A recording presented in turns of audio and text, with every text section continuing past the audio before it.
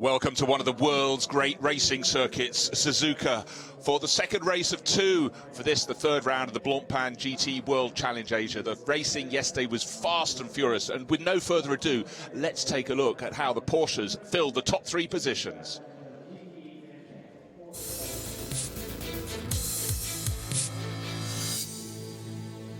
Red turns to green, a very good start by Ben Porter in the red Lamborghini, trying to pick up a position while he can. He's in the AM class, but he's right at the sharp end of the grid. Darrell Young always likes to challenge into the first corner, can't make it. He's holding on to third place. The Absolute Racing Audi holds the position. And if anything, Tanat Sathyanthirikul just a little bit optimistic on the outside. You saw him running wide, but he held on to that second place. Darrell Young in third, and in behind, Vujikorn Trafuvasak. So second of the tie races in the second of the Porsches. All looks very tight and almost being given a clip up the back. Looks as though Yuan Bo getting very, very close indeed.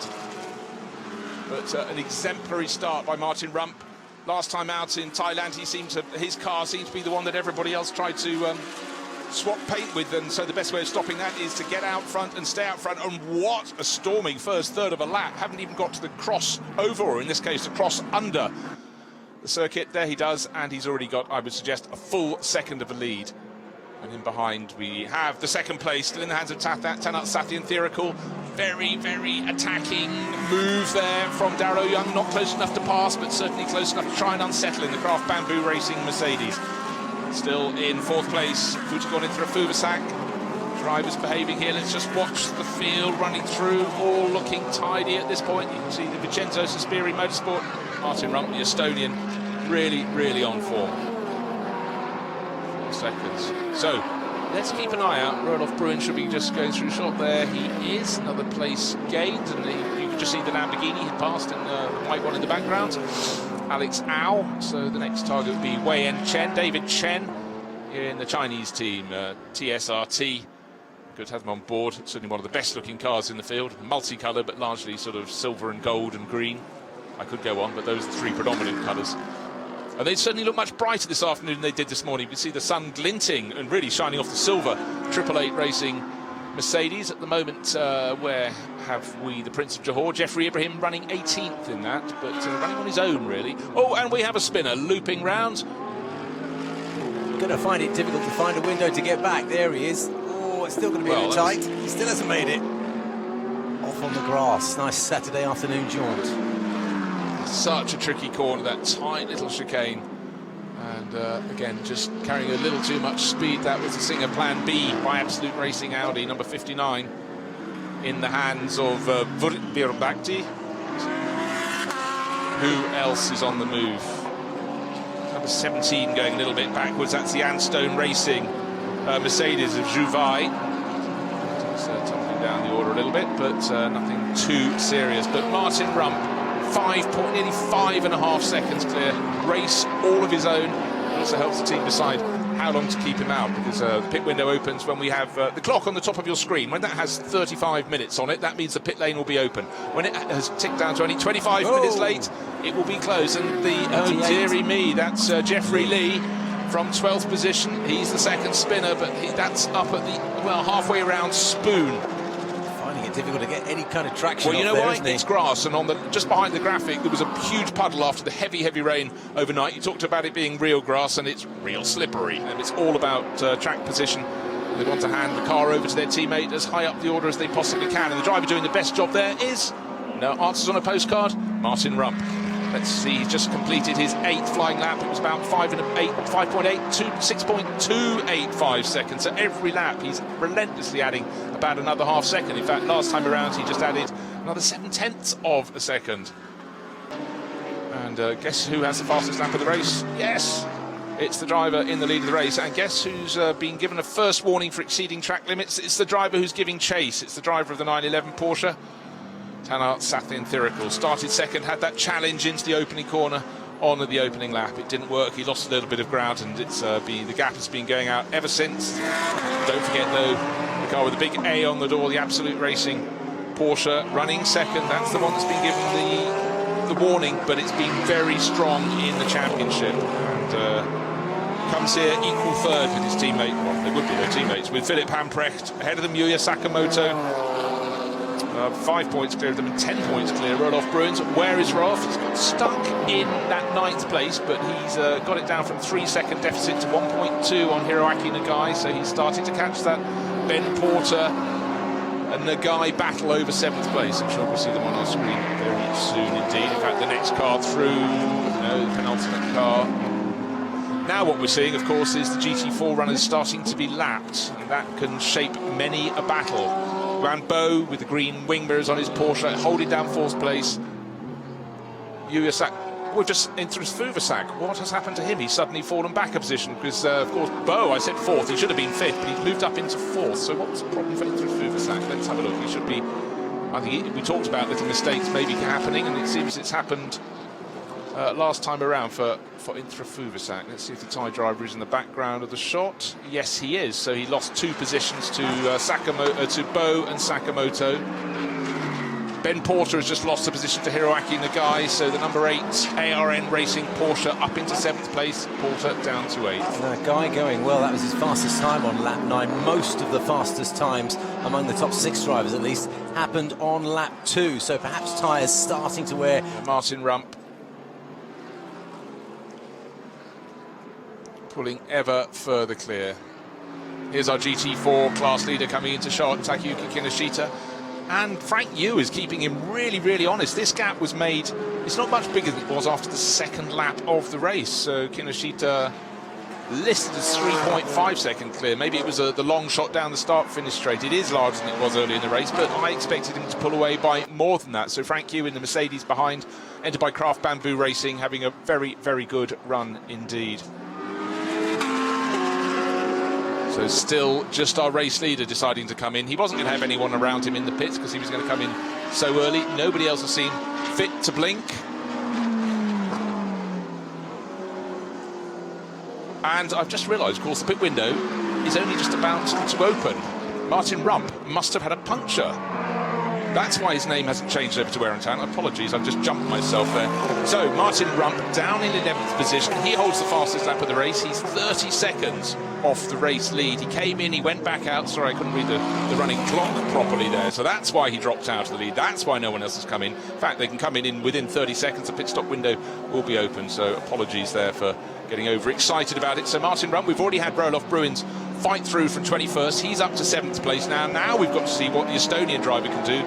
His next target, well, he's 5.5 seconds down on the white Vincenzo Sospiri Racing Lamborghini, and that's Alex Au, so he's not going to be able to catch him before the pit window is open. Here is our race leader, Tanat Sathian Thirikul. He made that challenge into the opening corner of the race. Didn't work. He started 2nd. He remained 2nd. Saw Martin Rump escape.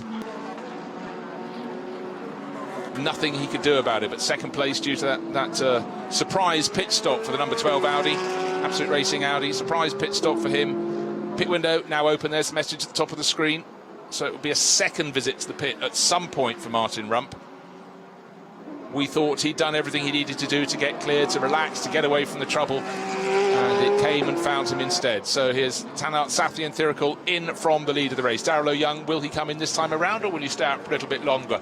Certainly so far this season, he's been the pace driver in the 99 Craft Bamboo Racing Mercedes. We saw Christina Nielsen sitting in the pit garage waiting for her turn, but I think Darrell Young will stay out as long as he possibly can. This is the driver who's on the move, though. Down listed in 9th place, Frederick Schandorf has taken over the Vincenzo Sospiri Motorsport Lamborghini. He was running just outside the top 10. You see where he slots in when the final runners have made their pit stops. He's set the fastest lap of the race last time around, and went even better than the previous lap. He set the 2 fastest laps of the race. Frederick Schandorf, a driver who's really, really finding his feet in GT racing. Raced Lamborghinis for a few seasons, but absolutely flying. So he will move up the order. But just to reiterate, 3 cars in the GT3 class had extra time at a standstill in the pit stop. 15 seconds extra for the 918 Porsche, 10 seconds extra for the Hub Auto Corsa. So the 911 Porsche had no time penalties. Tanat Sathian Thirikul, he was the 2nd of the drivers we heard from in the pits. Lights being flashed by the driver at the wheel, Philip Hamprecht. They've already won once this season, but by dint of not scoring any points last time out, they were 11th in the 2nd race in Thailand, which really hurt them, but it did mean they had no time penalties for this. And then combine that with their really good pace in qualifying, with Sathian Thirikul getting that outside front row position, and I would expect that the lead of their race is very safe indeed. Last time around, in fact, listed just ahead of the 912 Porsche, the sister car, the second of the Absolute Racing Porsches, now in the hands of Liu Yi Hongli. 11.2 seconds was the gap between them. Here's the GT4 battle, and Tsunaka Kikuchi, he took over with about a 3.5 second advantage, but Jean-Marc Merlin has closed right in. There we have the green flank Craft Bamboo Racing Mercedes getting closer and closer to Tsunaka Kikuchi, but don't forget, Tsunaka Kikuchi had 15 seconds extra in its pit stop. The Craft Bamboo Racing only 5 seconds. That's why the 3.5 second advantage has come right down. In fact, it shows how well Kikuchi is going to still be ahead by dint of everything else. He should have come out behind with the 10 seconds extra at a standstill, but BMW Team Studi right on top of their game here on home ground at Suzuka. So Jean-Marc Merlin is getting closer, but where is there going to be a gap? Is there going to be a gap? Kikuchi knows this circuit.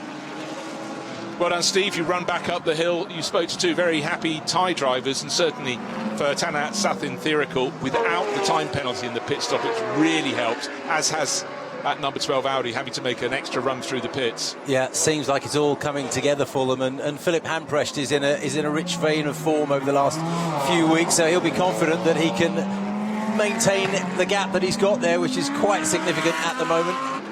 Still the fastest driver on the circuit last time around. Let's have a see. It's still Fredrik Schandorf, faster than all the 5 cars ahead of him. Only 4 cars ahead because he just picked off Christina Nielsen. He set the 2 fastest laps of the race on consecutive laps just soon after he took over from Alex Au.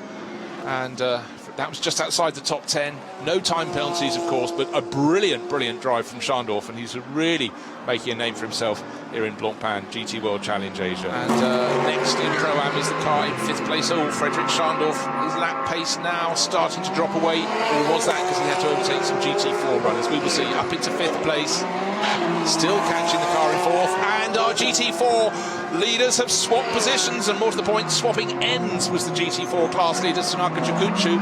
There was contact, and Jean-Marc Merlin gave him a bit of a biff, and Brown went to BMW. Is the time to fight back? Yes, quarter of an hour in this race. Is there any damage to the BMW? I cannot tell you. Let's have a look at the replay. Up into the hairpin, no problem for the ARN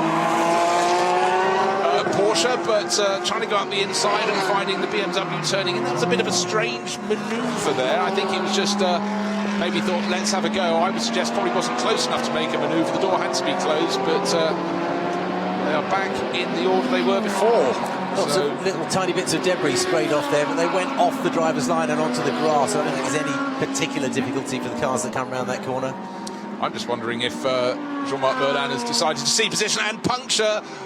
That's the, well, surprise, it was the corner that was hit by the Mercedes, and having let the BMW back into the lead of the class, Jean-Marc Merlin did the right thing, but unfortunately the wrong thing was hitting the BMW in the first place. So Martin Rump, leading the race, came in with, we think, a puncture for an extra pit stop in the first stint of the race. Leading the GT4 class in the second stint of the race, it's Tsunaka Kikuchi. Leading no more, however, that puncture, luckily for him, it happened towards the end of the lap. Unluckily for him, it happened as he approached the fastest corner on the circuit. A big twitch, but beautifully, brilliantly held by Tsunaka Kikuchi, but that will drop him way down the order.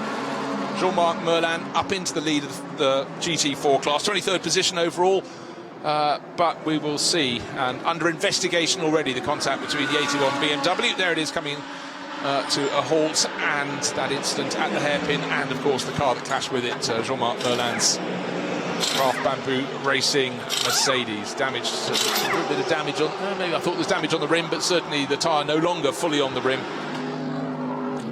Yuta Kamimura still leading the Pro-Am class from Andre Heimgartner. Porsche ahead of Ferrari. Fredrik Schandorf, I think he did take the best out of those tyres, because he's 3.5 seconds off Heimgartner, no longer making an impression, unless that is all masked.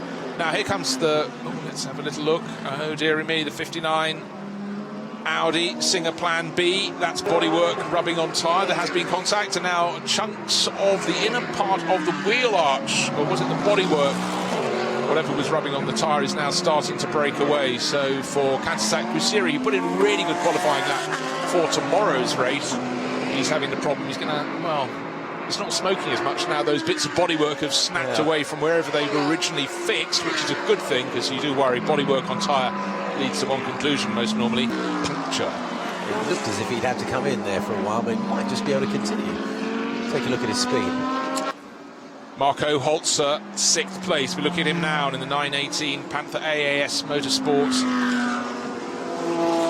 Porsche going well. Yeah, he's certainly one of the quickest drivers out on the track. He's got to only find 1.5 seconds, and he'll be catching the Lamborghini that was going so well in the hands of Frederick Schandorf. But as I suggested, Schandorf's pace falling away just that little bit, maybe just too hard, too soon on his tyres, but certainly the 2 fastest laps of the race, he was impressive. But now I think he's paying the price.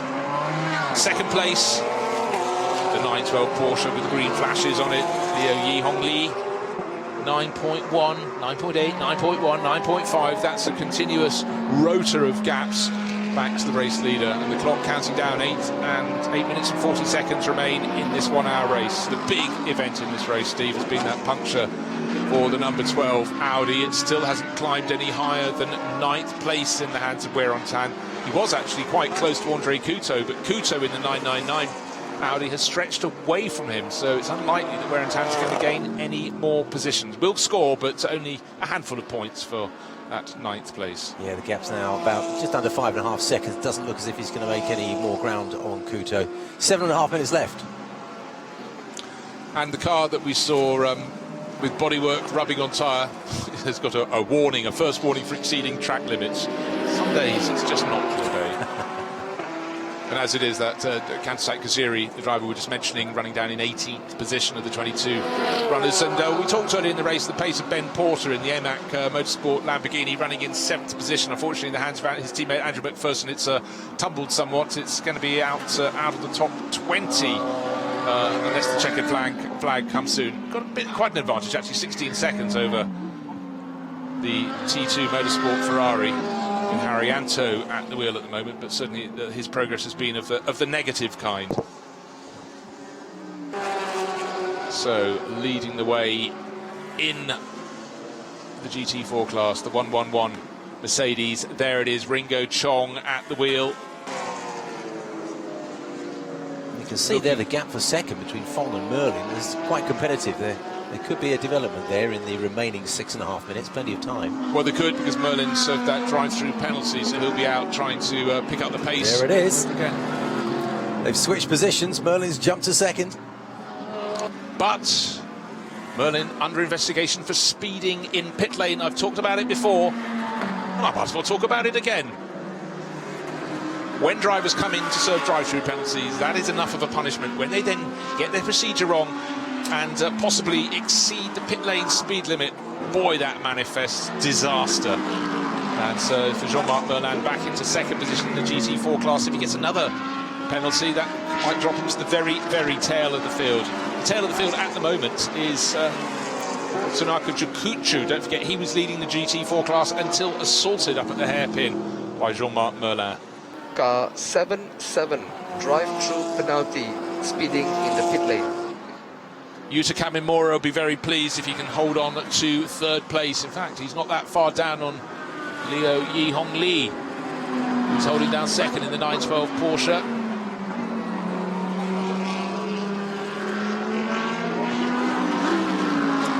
But controlling proceedings from the front, Philippe Hamprecht.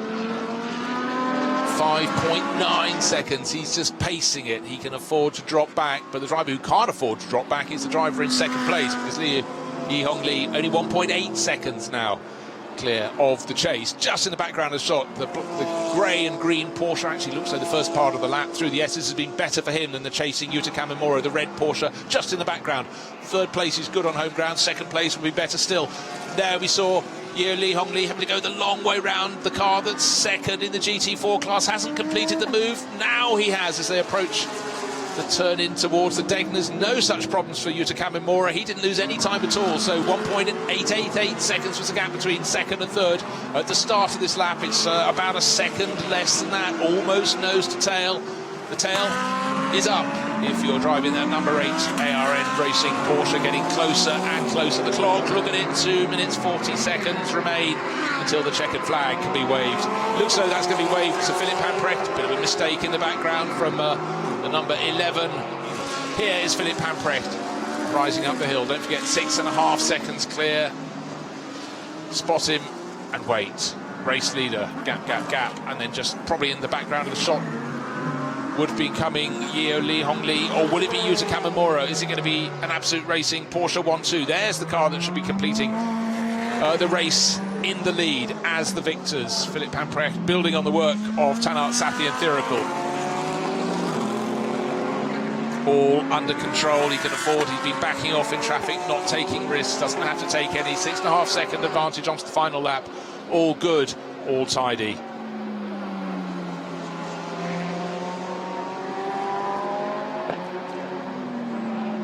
The 128, a Lamborghini up ahead of it. That's running down towards the tail of the field. In fact, last in the GT3 class. And that's the 128. Batana Motorsport entry, the Lamborghini of Chonsawata, Savahami and Akihiro Asai. It's Asai at the wheel at the moment.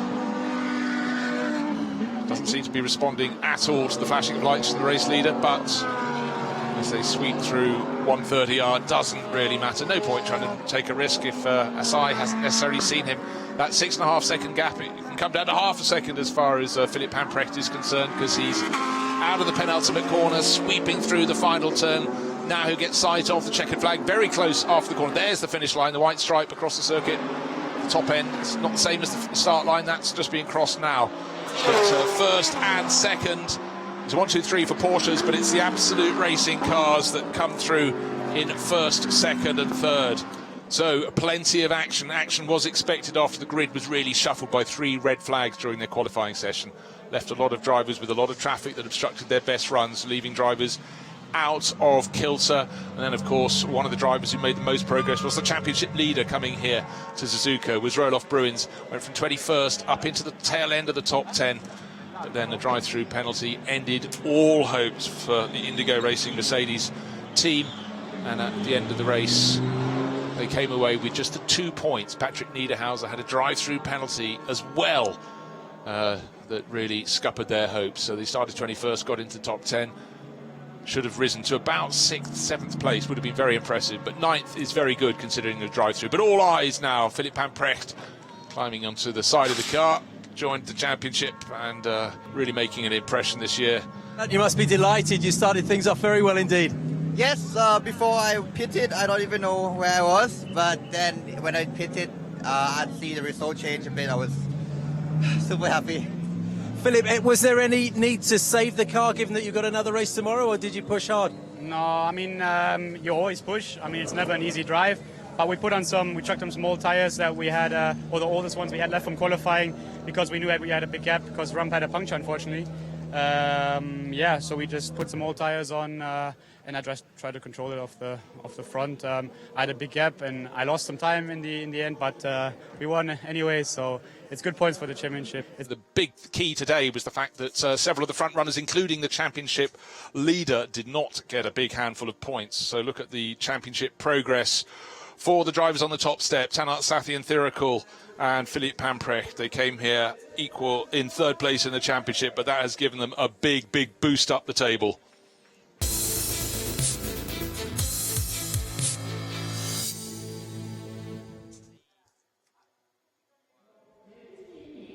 Well, that was the best of the action from yesterday. Today, of course, the grid is completely reshuffled, and a driver who started way down the grid yesterday took the 2nd stint of the race. Alessio Picariello on pole for Craft Bamboo Racing, and he has been caught up with by Steve Dawson down on the grid.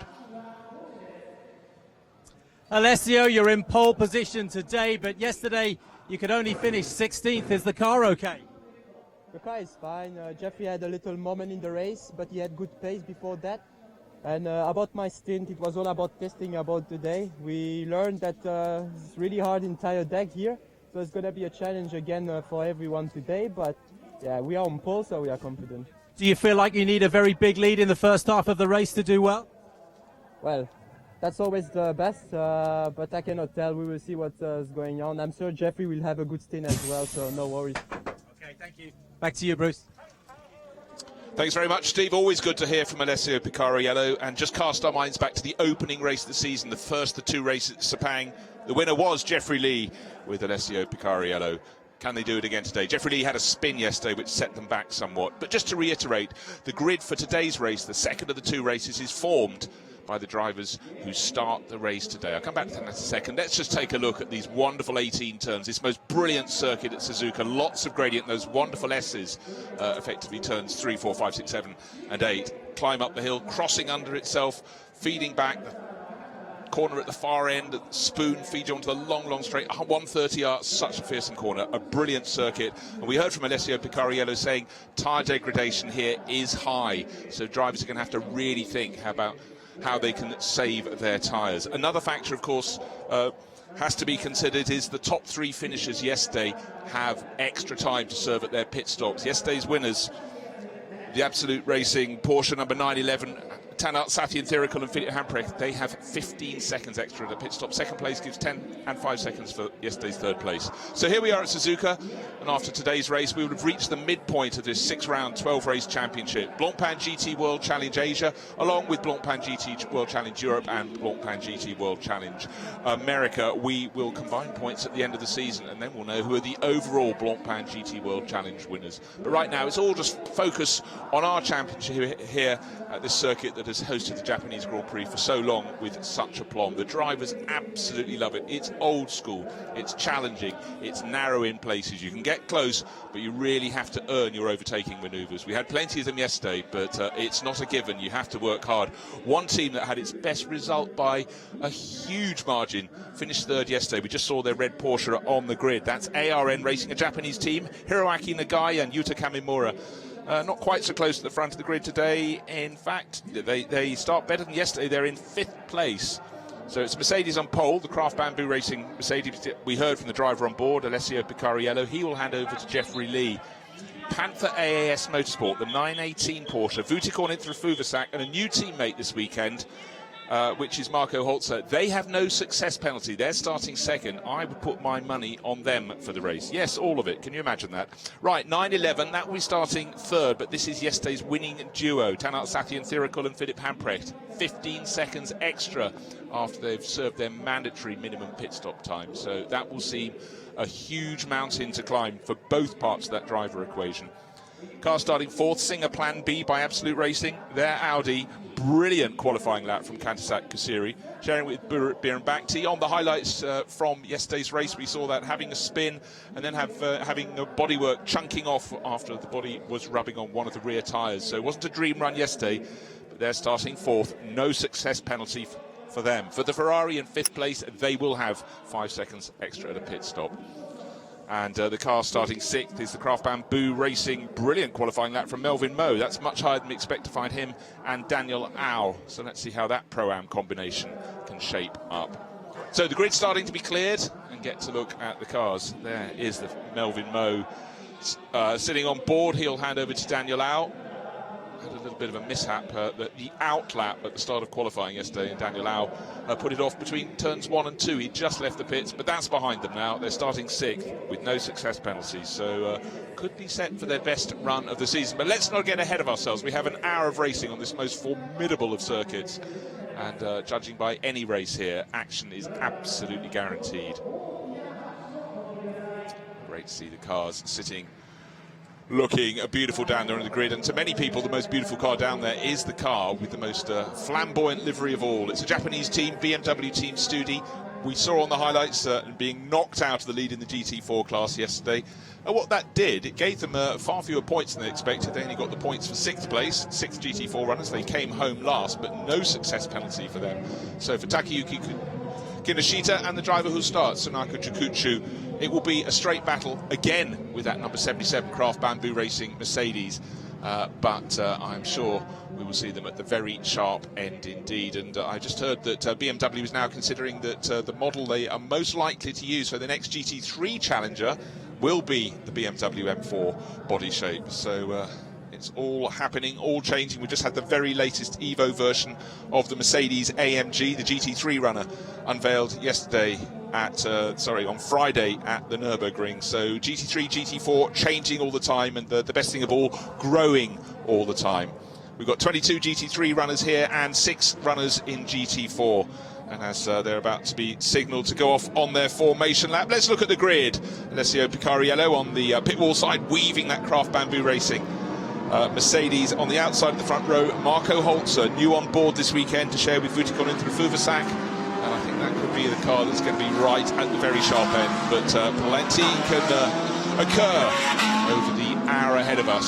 Second row, Philipp Hamprecht in the 911 Porsche that won yesterday. Kansak Kusiri alongside in the Singer Plan B by Absolute Racing Audi. So great manufacturer variety at the front. Yuta Kamimura, ARN Racing, took that third place yesterday, by far their best result. Doing it on home ground, all the sweeter. Melvin Moe will start from 6th. And Andre Heimgartner, the best of the Ferraris, will start from 7th.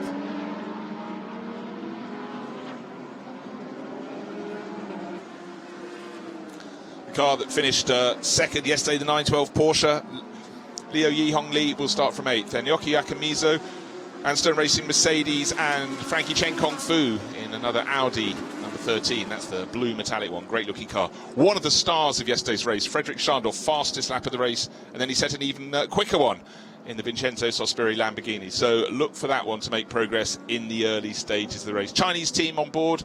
The team TSRT entry, the Audi of Andre Couto, starting 13th, but expect progress from that. And alongside the ABSA Motorsport McLaren of Keita Sawa, finished 10th yesterday. That's a second top 10 finish in this. It's maiden season. Wear and Tan, the number 12 Audi, that was the car that led the race yesterday comfortably in the hands of Martin Rump. Pulled in with a problem that required a pit stop ahead of the pit stop window. They came away with nothing, didn't even get into the top 10, finished 11th, but Martin Rump was the class act yesterday. Frustrated, he will have plenty to prove, but he'll have to wait until the second half of the race. Now looking at the penultimate row of the GT3 cars, Christina Nielsen and Akihiro Asai in the Vitana Motorsport Lamborghini, Andrew McPherson and his teammate Ben Porter in the AM Lamborghini from AMAC Motorsport. That ran at 7th yesterday in Ben Porter's hands. Heady heights. And just to reiterate, before we look at the front of the GT4 grid, the back 3 rows, is the car starting 22nd, is the car that came here in the championship lead. It's the Indigo Racing Mercedes, and Patrick Niederhauser, a driver who's done a lot of winning this year. He didn't get set a qualifying time because the car was damaged in the first qualifying session. Yesterday, we saw his teammate get up to 7th place. Amazing climb for Rolf Bruins. I think we'll see the same from Patrick Niederhauser. You can see it's the black Mercedes, number 97, with a white stripe over the top. Then we have the 6 cars in GT4. So, battle about to commence. The penultimate corner, or pair of corners, it's the chicane that is a scene of much incident in any sort of racing here at Suzuka. So, front row, let's just reiterate, Alessio Picariello, the 88 Mercedes from Craft Bamboo Racing, and the 918 Porsche with Marco Holzer. That's the black car with the white and red lower half. And it's Mercedes from Porsche, Porsche from Audi on the second row, and then the red ARN Racing Porsche looking for another top result. And the AMAC Motorsport Lamborghini clearly starting from pit exit. That will be at the very rear of the field for Andrew McPherson. But the lights have turned from red to green. A brilliant start from Alessio Picariello in the 88 Mercedes from Craft Bamboo Racing. Looks as though he's got his nose actually just slightly behind that of the 918 Porsche. But Marco Holzer was on the outside line. He knew he wasn't going to get it the whole way around. But we've had a clash. It looks like the Plan B, Singer Plan B Audi has had a clash with the ARN Racing Porsche. They've both rejoined, dropping down the order. You can see the Porsche is very much towards the back. It's down in about 12th position of the 22 GT3 runners. So brilliant run to third place yesterday. A hiccup, quite a big one at the first corner this time around. But for Alessio Picariello, he held on to the lead. He resisted the challenge of the Porsche from Marco Holzer. And having come out of turns 1 and 2, he's gone up through the S's and is pulling clear. We've seen him do this before. He really is a star in that Craft Bamboo Racing car. Almost a second clear as they get to the first of the Degners, the Belgian racer. He'll be handing over to Jeffrey Lee and hopefully not doing what Jeffrey did to him yesterday. Jeffrey had a spin early in the race, but what we're seeing with the Porsches in second and third place, Marco Holzer being dropped, but now he's starting to fight back up into the hairpin, and Philipp Hamprecht sitting close on his tail. Unfortunately, we've lost Kantasak Kusiri, who's listed 5th at the moment, and Cameron Moore. They were the two who had the spin. At the moment it looks like it's the Hub Auto Corsa Ferrari that started in 7th place. Andre Heimgartner at the wheel, the Kiwi racer. So he is making good. Hasn't gained any positions other than the 2 given to him, but he's keeping his nose clean. And in GT4 they are running in the order they were on the grid. So it's the BMW in the lead of the race, Sunako Jukuchu, not the overall race but the GT4 race. So A dream start for Alessio Picariello. Was challenged by Marco Holzer in the 918 Porsche from Panther AAS Motorsport. Resisted the challenge through turn 1, was ahead fully as they turned into the corner, and even more fully as they exited turn 2 and started their course up through the magnificent sweeping S's. The climb up behind the paddock. So I expected, as long as Picariello could hook it up at the start, he had a really, really good getaway, that he would be in the lead of the race. I expect him to pull away, but Marco Holzer is showing very, very strong form. A Porsche racer through and through. Subbed in to join the crew this weekend. He'll hand over to Vuticonin for a Fuvasak. It looks though he'll be handing over from second place, but let's not get too far in. We've got an hour of racing. We have 57.5 minutes of that hour still going. Shane van Gisbergen looking him in that silver Mercedes. He'll hand it over to the Principal, Jeffrey Ibrahim, but he started somewhere down the order, but he's making decent progress. He started 16th, and at the end of the opening lap, he'd moved up to 7th. So there's absolutely, I was focusing on the lead battle, but Frederick Schandorf in the white Lamborghini there in 5th place, getting very twitchy. Andre Couto started 13th, he's up to 6th, so quite a few people gained. I think they got caught up in the battle ahead, that we had 2 cars going off at the first corner, and for Van Gisbergen, who's fancying his chances of going around the TSRT Audi, very much on the move. And tucked in behind, we've got Chris van der Drift in the JRM Motorsport Porsche, another Chinese team coming out to play, and van der Drift, another Kiwi, pushing very hard indeed. Steve Dawson's made it up big slope to just inside the final corner to join me in the commentary box, and all good on the grid, and Alessio Picariello looks like a very cool customer. He also looks very focused. I mean, he seemed very determined. You know, he's a fun guy, he's a very nice, pleasant guy to speak to, but he seemed very focused today. Eyes straight ahead. Yeah, sure, he answered my questions, but he knew that there's a task to perform today, albeit from pole, but there are other difficulties. Holzer with penalty-free, isn't he? And that's going to be the main threat early doors anyway. Andre Couto, I just mentioned that he had travelled from 13th up to 6th in short order. Sadly, that came with a false start for him. He obviously got away too soon, and he has got a drive-through penalty. So all that work that he's done since then is being tossed into the waste paper basket. So very unfortunate for the Macanese racer. Now, it's a rare sight seeing the McLaren racing out here, and it is the 720S new this season. And right in the heat of the battle in 14th place, now just falling to 15th for Keita Sawa, but there will be a very, very famous racing driver competing in one of these 720Ss at the Suzuka 10 hours in August, none other than double world champion Mika Hakkinen, tempted back into the cockpit, so that's going to be a huge event here in the summer, and certainly wherever it parks in the paddock, the McLaren draws very envious gazes indeed, but right now it's being harried very strongly by Rio Haryanto. Name sort of fitted there, didn't it? It did perfectly. Yeah, I'm looking forward to that event. Big fans of motor racing in this part of the world, and the Suzuka circuit will see plenty of them coming through the doors to see that superstar of yesterday and the current day. Yeah, a driver who just was always cool, calm and collected, and nobody troubled Michael Schumacher more than Mika did, and they were epic battles in the end of the 90s. Hard work getting up that hill today, Bruce. It's hot out there. It was warm yesterday, but just a little bit more edge to the heat today, and particularly humid. Well, it's going to be a major factor. Picariello said to you he was concerned about tyre degradation yesterday. They've all got to consider it. At the moment, with 2 flying laps on the board, just a fraction under a second his advantage over Marco Holzer. And fastest lap of the race, well, in this stage is always the leader after the first couple of laps who set that, and indeed that is the case. But Alessio Picariello will be trying to escape, but not prepared to push too hard in doing so, because he wants to hand the car over with some decent rubber still on the rims.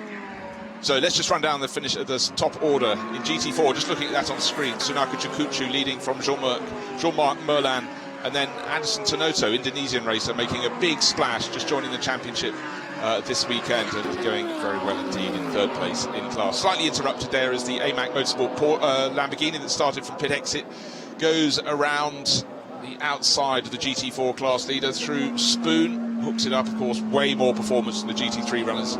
Should be a good dozen, maybe even 15 seconds faster at the very fastest. But for the Australian racer, McPherson is now dispatched with all of the 6 GT4 runners and can set off after those ahead. And also from the GT4 battle, it's quite good for them to let him pass. They need to concentrate on their fight. And as yesterday, it's the 81 Team Studi BMW ahead of the Craft Bamboo Racing Mercedes, and Jean-Marc Merlin pressing on as hard as he can. Obviously doesn't want to clash like yesterday. No, indeed. Qualifying yesterday, the top 9 runners were separated by less than a second, but they've already stretched themselves out a fair bit. 10.5 seconds separates Schandorf in 5th and Picarello up there in top position. Yeah, I think what happened when we had the cars fighting over 4th and 5th position, barrelling off at the first corner onto the runoff on the outside, everyone else had to sort of compromise their line, and those ahead were able to make that escape. And Alessio Picarello gained 0.3 of a second in the lead of the race. There he is in that 88 Craft Bamboo Racing Mercedes. Marco Holzer giving chase as well as he can, but just even on the early part of this lap, in fact on the early part of this lap, very slightly coming back at the leader. But 1.3 seconds last time around. Philip Hamprecht hanging on behind, but he's nearly 3 seconds back overall. But that 918 Porsche for Marco Holzer, don't forget that has no success penalty to serve at the pit stop, nor does our race leader. But Philip Hamprecht in 3rd, and the 3rd car in the shot just coming under the Panasonic banner. He certainly does. He's got 15 seconds extra to stop at his pit stop, so it's going to be painful for the team, but they know it's part of the rules. Car 999, drive-through penalty for false start. 999, drive-through penalty for false start. That's the Chinese team, the Audi team, TSRT, Tianchi Racing Team, and Andre Couto, well, won't want to come in and serve it because he's enjoying his battle with Frederick Schandorf over 5th place. He's got Shane van Gisbergen all over his tail in 7th place in the 888 Racing Mercedes. But our first 4 on the start-finish straight. 4th place, Andre Heimgartner, all on his own in that number 27 Ferrari from Hub Auto Corsa. And then comes that battle. Schandorf ahead, and now van Gisbergen, because quite clearly Couto has peeled off to serve that drive-through penalty in the 999 Audi. What a gaggle of cars, though, in front of us. Melvin Moe at the front of it there, holding down 8th, 9th, 10th, 11th, 12th places. A couple of times I've noticed that Holzer's rear wing is wobbling about a fair bit, which can be quite an advantage. Have a look for that, though. Yes, I had noticed that on the opening lap of the race. I think you might find it's being picked up at points where he just clattered the curbs, and it's giving it a little bit of rock around this loose circuit. connection. Yeah, loose. Yes, rubber hinges. So Alessio Picarello, almost identical lap time to within 0.004 of a second over the chasing Marco Holzer with the wobbly rear wing. And actually, look at it, most of the way around the track looks rock solid, but yeah, under braking you see a few little bumps. The 912 Porsche that is running down in the hands of Liu Yihong Li, down in 9th position. So work to do. Don't forget, this was the car that came home at 2nd yesterday, but certainly his teammate Wang Bo is the really quick driver in that car. He'll take over in the second half of the race. Looking for changes, people moving up, people moving down. Obviously the big drop there was Andre Couto, listed as 13th on our timing screens. He had been 6th, but that's not representative because that was where he crossed the start-finish line in the pit lane, serving that drive-through penalty. He'll come out right at the tail of GT3, one would think. Also need to look at those who stumbled early on, trying to pick their way forwards, and among those is Yuta Kamimura, the ARN Racing Porsche. Keep saying Ferrari, they ran a Ferrari last year. The background of our shot, for Shane van Gisbergen, another place gained, the Kiwi superstar in supercars down in Australia. Now it's getting very busy indeed. Frederick Schandorf was in the Lamborghini, lost a place, and then he was challenged by Chris van der Drift as well. Nearly a disastrous lap, nearly went from 5th to 7th. As it is, Schandorf, the Dane, holds on in that Lamborghini to 6th, but van Gisbergen on the move. Can I just remind you, that 888 Racing car, the Mercedes, started in 16th place, so a sensational first run in the championship this year for Shane van Gisbergen, making the moves. Normally the car's shared by Yasemin Jafar, but this weekend van Gisbergen on board, and he's showing why he enjoys this car, loves this car, and most importantly loves this circuit. It's a good circuit to love, isn't it? All of these drivers enjoy this. It's a little bit physically grueling at times, particularly with the heat, but the level of excitement for them, it's a career high.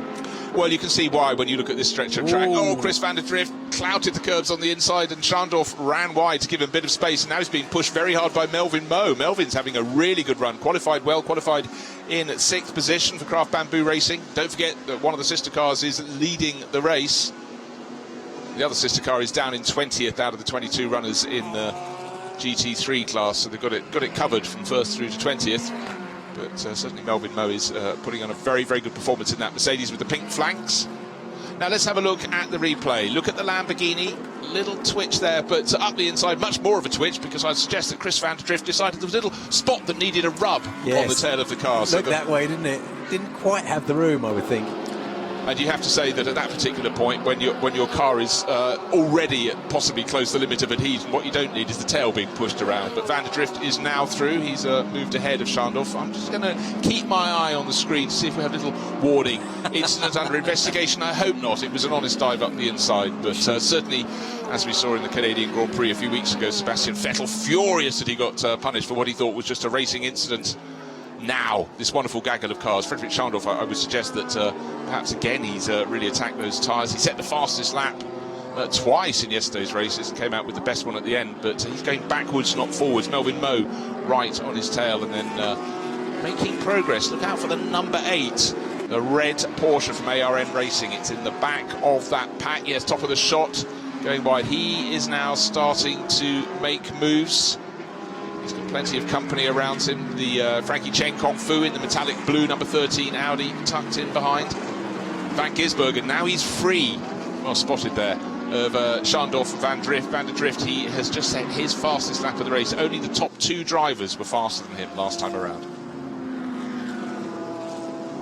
Just doing my housekeeping, looking down to the GT4 battle. Still being led by Sunako Chikuchu in the BMW from Team Studi, but his advantage 4 seconds now over Jean-Marc Merlin, but no success penalties, so I'd suggest stretching an advantage that will continue to stretch in the second half of the race when Takayuki Kinoshita gets to take over. Looking at the body angle of Frederick Schandorf's Vincenzo Sospiri Racing Lamborghini, holding down 7th place. Don't forget, a couple of laps ago he was in 5th, and now Melvin Moe pushing very hard indeed. Melvin qualified well, lost out in that first corner sort out, and is now coming back. And on his tail he's got the 912 Porsche with Yi Hong Lee at the wheel. He too is being pushed by another Porsche. That's Yuta Kamimura, the ARN Racing car. 10th place, that's our top 10, and then the best of the rest, Frankie Chen Kung Fu in the metallic blue Audi. Last time they entered the start-finish straight, 666. Schandorf really banged those curbs, particularly in comparison to the cars around him, who had a bit of a smoother run through. I know I make a bit of a big deal about that little series before the start-finish straight, but it's interesting to see how the different drivers attack it. It is, and I think what we're seeing now is that it may well be that Schandorf is already finding his tyres aren't behaving how he wants, so he's got to try and eke any advantage he can, make the lap as short as you possibly can, attack the curbs if you need to. Mistake from Melvin Moe through 130 hour, and that's immediately... He's managed to hold on, but I don't think he's going to have to... can the Porsche go through? Yi Hong Lee will have a better exit from the penultimate corner, should be quicker onto the start from the straight, surely up the inside. Melvin Moe did really well to get his nose back in front in that pink, white and black Craft Bamboo Racing Mercedes, but the mistake has cost him down into turn 1. He's on the outside line. That's not the place to be. Possibly a place gain coming. Dive up the inside from the ARN Racing Porsche. Doesn't work for the number 8. That Yuta Kamimura tucks back inside, and all along the blue Audi tucked in behind the graphics there. That is Frankie Chen Kung Fu thinking, I could pick up a position without having to do an overtaking manoeuvre if I just stick where I am. Schandorf walloped those curbs again, and it certainly worked out for him. He's got quite a gap now, certainly more so than when they started this lap. It's opened up significantly for him just in the last 30 seconds or so. Up ahead of this battle, the next 2 cars up. Van der Drift just set his fastest lap in 6th, but Van Gisbergen faster still. Only driver faster than him last time around was the race leader, so Van Gisbergen, the 888 Racing Mercedes, up into 5th place and getting away and starting to reel in bit by bit. He's 3.8 seconds down on Andre Heimgartner in the Hub Auto Corsa Ferrari, but he's closing the gap. Yeah, Van Gisbergen's just registered another fastest lap on his 7th lap there, as has Van der Drift, so picking up a little bit of pace as the race goes on. Certainly are, and for those behind, this battle we're looking at here goes down to about 15th place, and it's pretty much nose to tail. One little slip up, we saw Melvin Moe make a mistake, he recovered, did lose 1 position. And again, with the rear wing that's twitching around to keep you interested, 918 Porsche, Marco Holzer.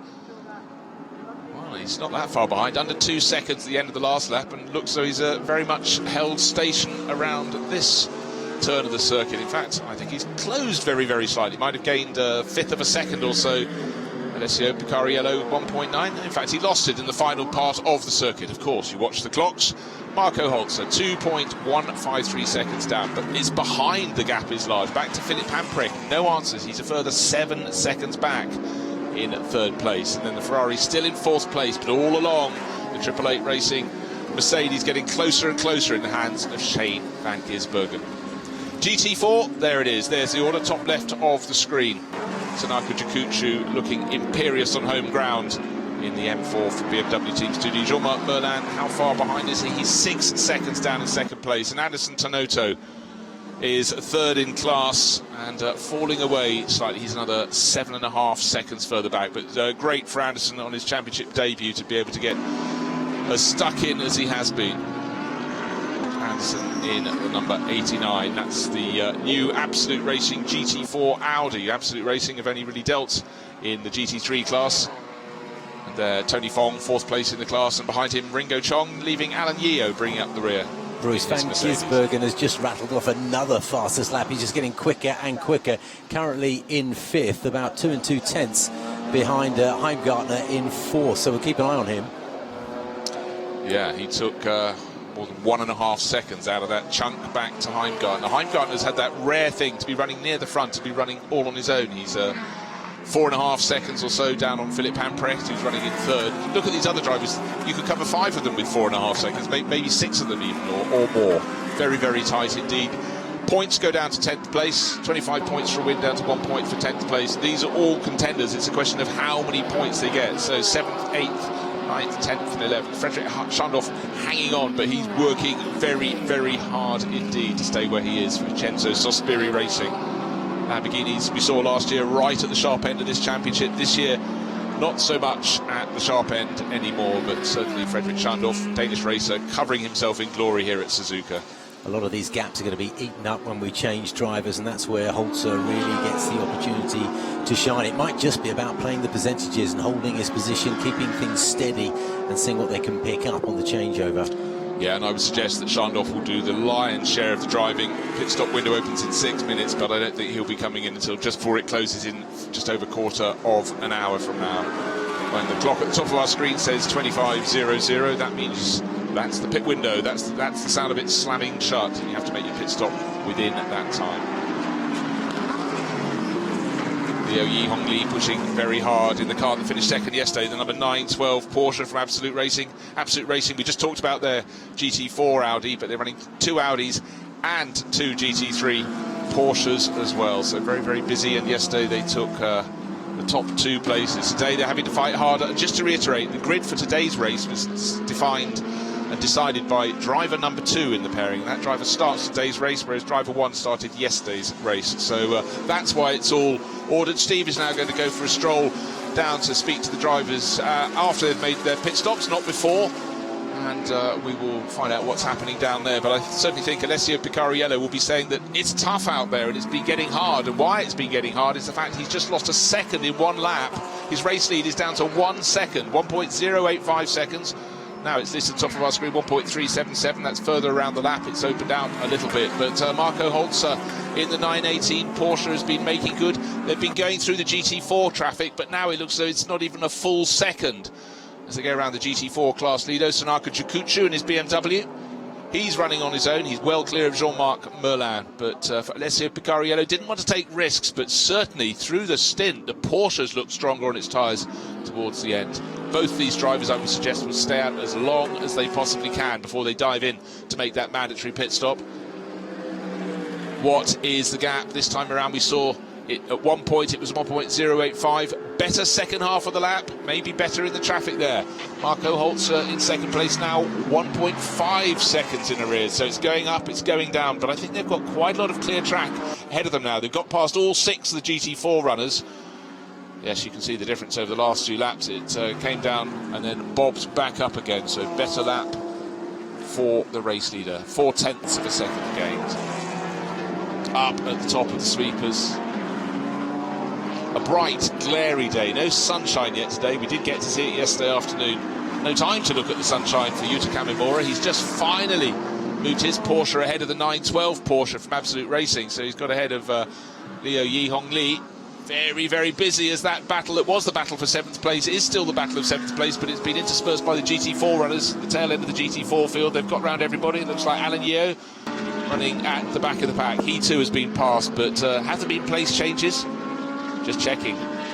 Melvin Moe lost out. Really, the big gain was Yuta Kamimura gained 2 places. He went ahead of the 912 Porsche I mentioned, and also Melvin Moe in the 55 Mercedes lost ground 2 and has lost further position because Naoki Yokomitsu in the blue, yellow and orange Mercedes Madstone Racing has demoted the Malaysian racer as well. So for Moe, he started 6th, but unfortunately going backwards, and now he's got a new entry this weekend. Welcome the LM Corsa team. They came away in victory. That's the number 60 Porsche, and it's Shigekatsu Wakisaka, the more experienced driver in that pairing, up on the top step in the AM class yesterday. Melvin Moe really, well, he's lost another position, and he had the T2 Motorsports Ferrari going through as well. Just held it off for now, but certainly very busy. And unfortunately for Melvin Moe, well, position has been changed in a very, very short order indeed. Rio Haryanto has got through as well, and now Melvin Moe's being pushed by Keita Sawa in the McLaren, the one and only McLaren here in the championship. I'm sure we'll have more of those in the future.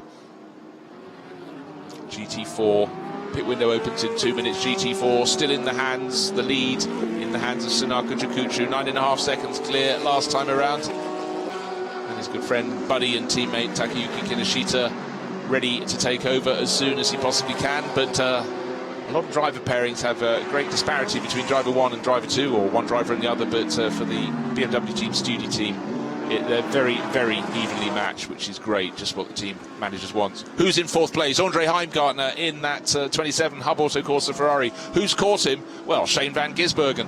So it's one Kiwi leading another, but it's the Mercedes on the move up into 5th place quite a while ago when Frederick Schandorf was dispatched, but able to catch, but not yet past Andre Heimgartner. Being very busy in GT4, looking at the Anderson Tonotto Audi, number 89. Now we're back looking at the LM Corsa Porsche in the hands of Shigekatsu Wakisaka. Rio Haryanto getting very tail happy as they crest the top of the midpoint of the sweepers. Can't get that Ferrari in front though. 12th place overall, but also this is the battle for AM class honours. Haryanto, sorry, is not in the AM class. The AM class is Shigekatsu Wakisaka in that black Porsche. Next car in the AM class, in fact, is 128. It's the Lamborghini of Akihiro Asai. Up the inside, very, very tidily done by Rio Haryanto. Far more experience. Don't forget he raced in Formula 1 for a season, so he's enjoying his time in GTs, but great single-seater pedigree for the Indonesian racer, Rio Haryanto. 2016 now, his Formula 1 career with Mana Racing, a team that changed names almost by the hour. Great battling, doesn't matter where you stand around the circuit. Gaggles of cars coming around with plenty of passing. No passing at the front though. What's the gap first to second? 1.399 seconds, a tenth of a second gain that time around.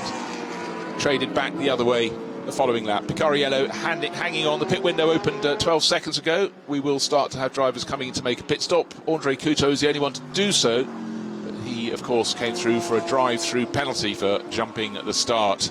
That's really scuppered the chances for the TSRT Audi. Unfortunately, had been running in 6th place.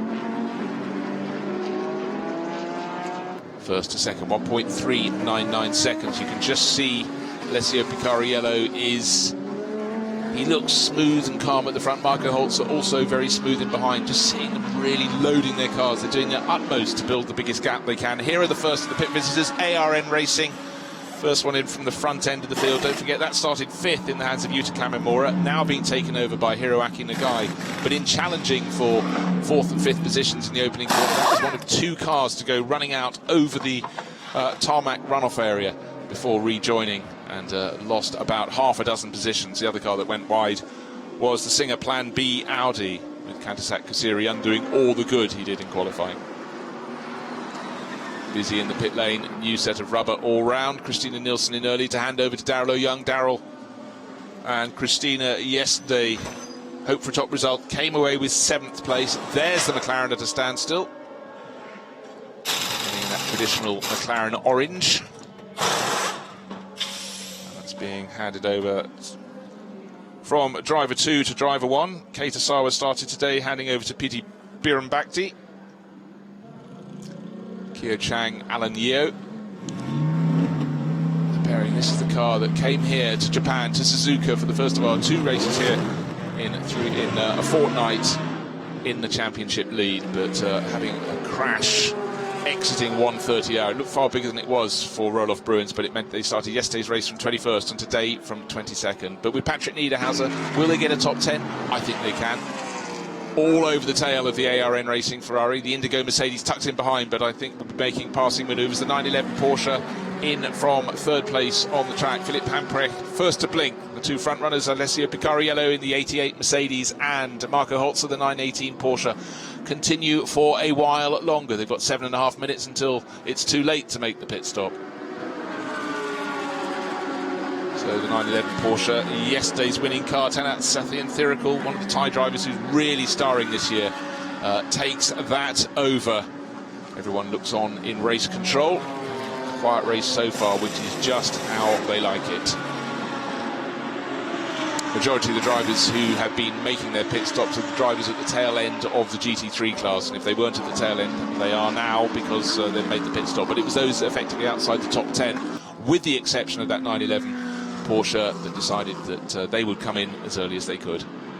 Checking under the rear of the GTO Racing with TTR Mercedes, looks all clear, but that's the thing, you have plenty of time during a pit stop, chances to check everything out.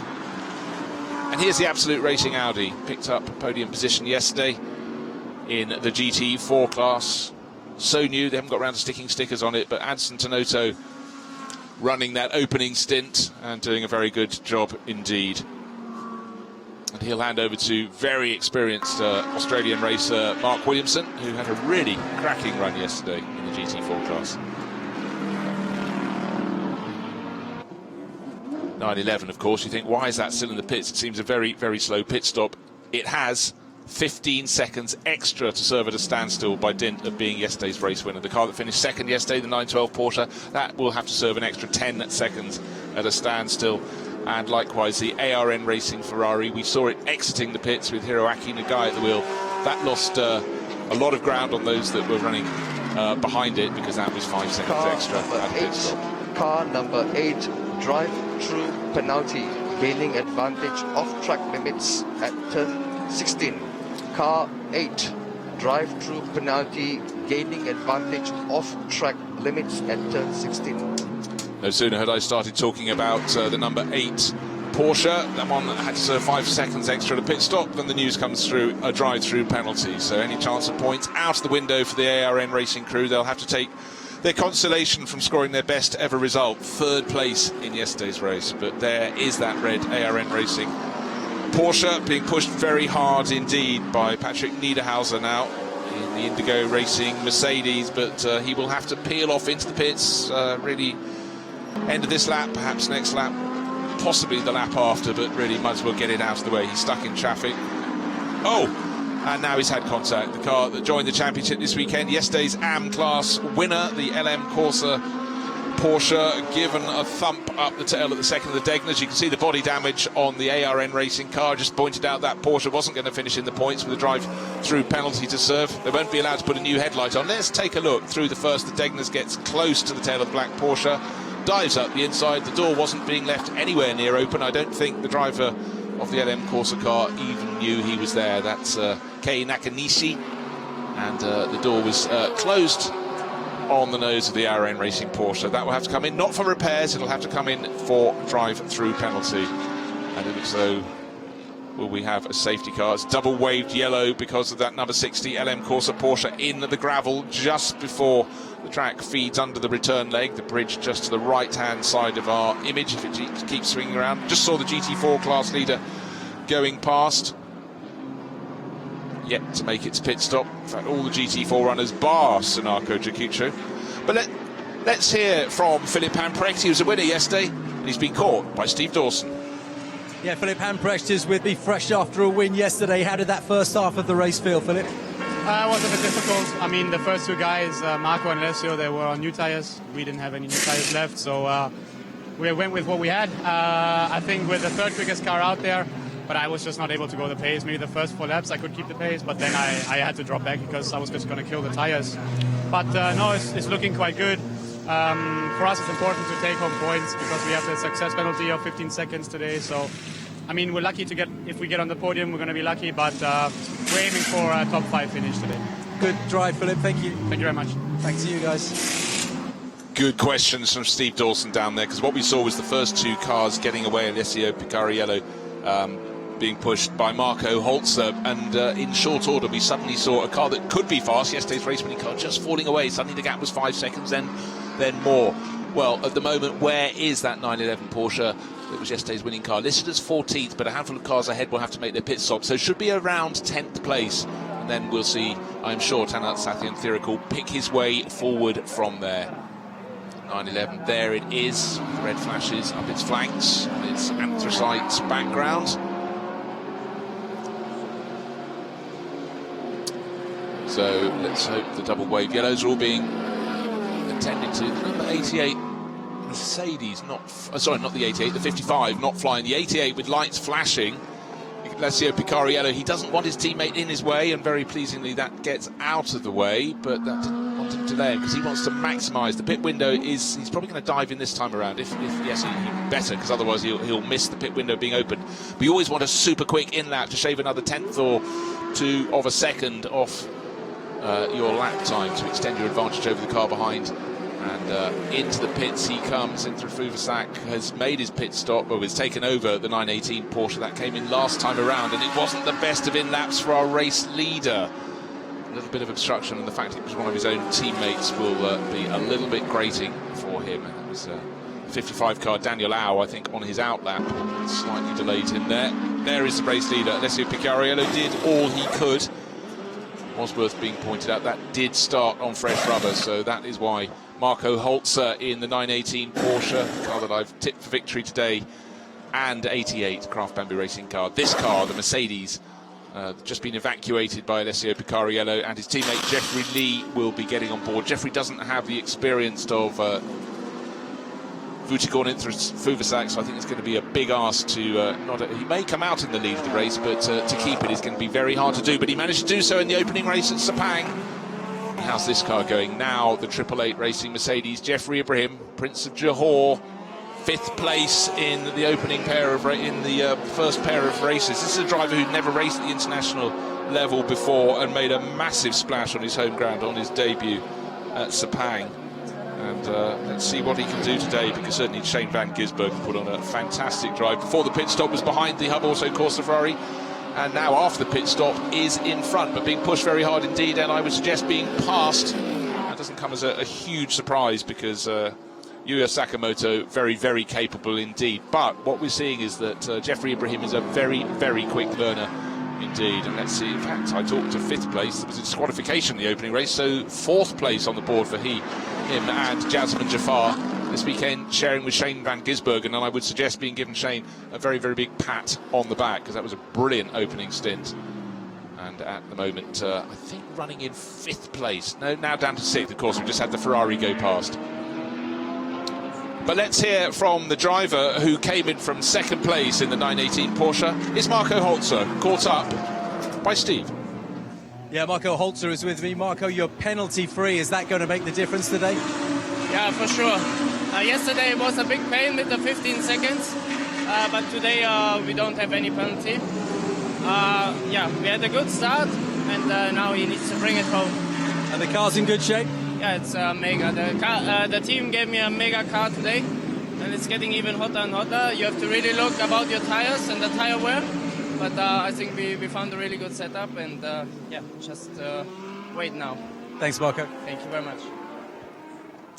Always good to hear from a driver in sort of the heat of the battle, and great to have Marco on board. He had a quiet couple of years after a lengthy racing career that started in 2004, 2005, but a really mature run. But the point worth reiterating, no success penalties for them to serve this time around. They had to serve them yesterday before during yesterday's race for their successes in the previous round in Thailand. But right now, Jeffrey Lee leading the 88 Mercedes, but the car that was Marco Holzer just got out of is the one in second place in the background. Vutikon Fuvasak, not in that car, that's the Absolute Racing GT4 car. Safety car deployed. Well, safety car deployed will be picking up the race leader. This is the race leader. This is Jeffrey Lee. And there's the safety car waiting to catch the field. The 918 Porsche will have to stay in behind that GT4 Audi.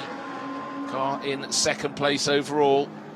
The car in the hands of Vutikon Fuvasak. So as soon as the safety car withdraws, but not before, he'll pick off that GT4 Audi, and then the story of the rest of the race. Plenty of time remaining. We've got 22.5 minutes and a little bit of small change for Jeffrey Lee to try and hang on to the lead of this race. It's going to be tough. He has won the opening race of the championship. The 918 Porsche also knows what it's like to run at the very, very sharp end. Took victory in the second of the two races at the Chang International Circuit in Buriram. So they both know what it takes to win a round of the Blancpain GT World Challenge Asia this year.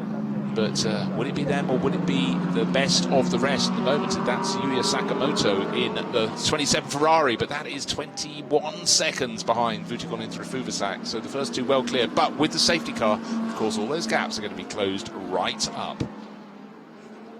But while it's relatively quiet, let's go down to the pits, because the driver who started on pole and led through to the pit stops, Alessio Picariello, is with Steve. Thanks, Bruce. Alessio, how did that first run feel? It felt really good, to be honest. We took a big risk today. Instead of Wise, I wanted to gamble a bit because I wasn't so happy about yesterday. And I have to say it paid off, especially at the end of the stint. I was pulling really nicely. I was a bit unlucky with traffic. Every time catching them at the worst place, so lost a bit of time there.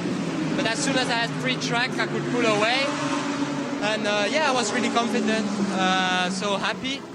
Now a safety car I don't think is that good for us because we had a healthy gap at least to P3. So let's see how it goes.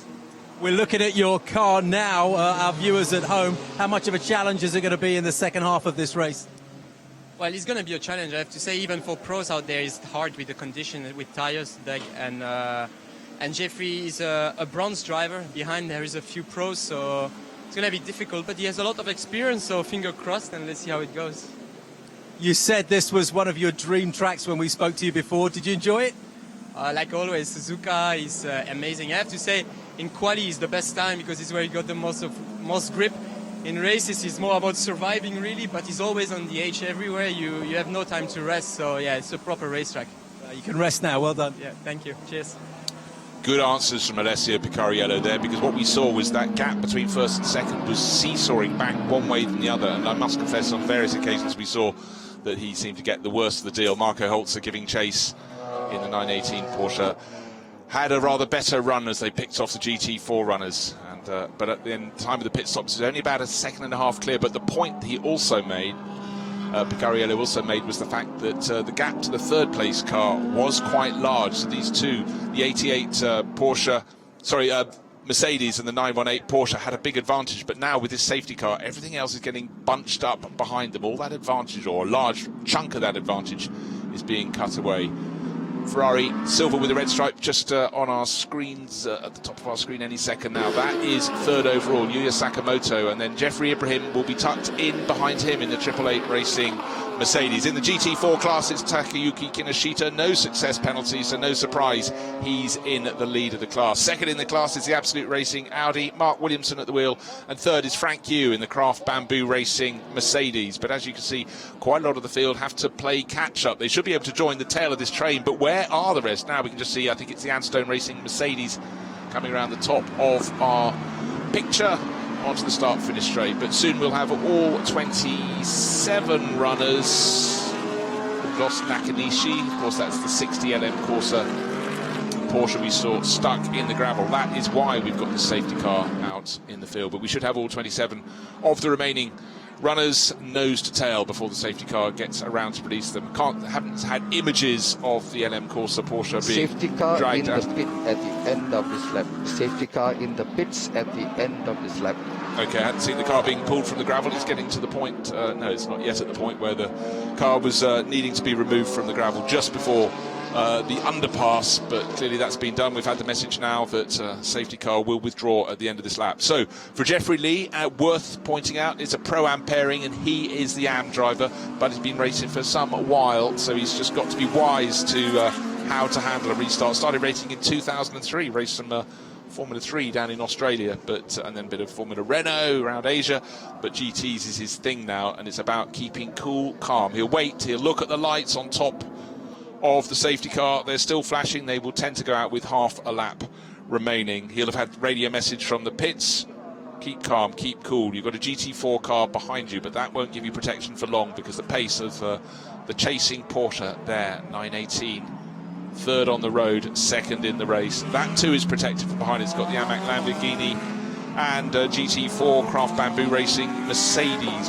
between it and the best of the rest, which is the Ferrari, the 27 Ferrari of Yuya Sakamoto.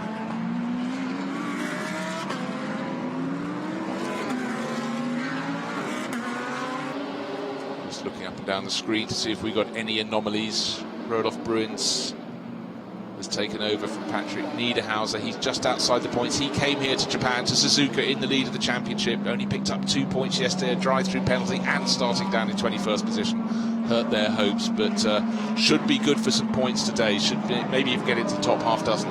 So waiting for the safety car to be peeling back into the pit lane. The field needs, to do their jobs, these drivers need to be absolutely nose to tail ready for the restart. And you curse any driver ahead who isn't keeping those gaps as small as possible, because the field can concertina. The lights are out on the safety car. It will peel off after the chicane, doing so right now, and Jeffrey Lee right on his tail. Don't want to get too close, don't want to suddenly have to hit the brakes. In fact, the brakes were hit by the GT4 Audi, who cannot overtake. But why was Jeffrey Lee holding it back? He's the driver who can decide when they go, but in fact he's backed the Audi with far inferior performance into the nose of the car in second place. But the big move, well, Ben Porter in the Lamborghini is tucked in behind. He's a lap down. He's not really part of this race, but swept around the outside by the Ferrari in third place. This is a real game for Yuya Sakamoto in the 27 Hub Auto Corsa Ferrari. But Jeffrey Lee, I didn't think he got the restart right. He very much got it right. Look at the advantage he gained.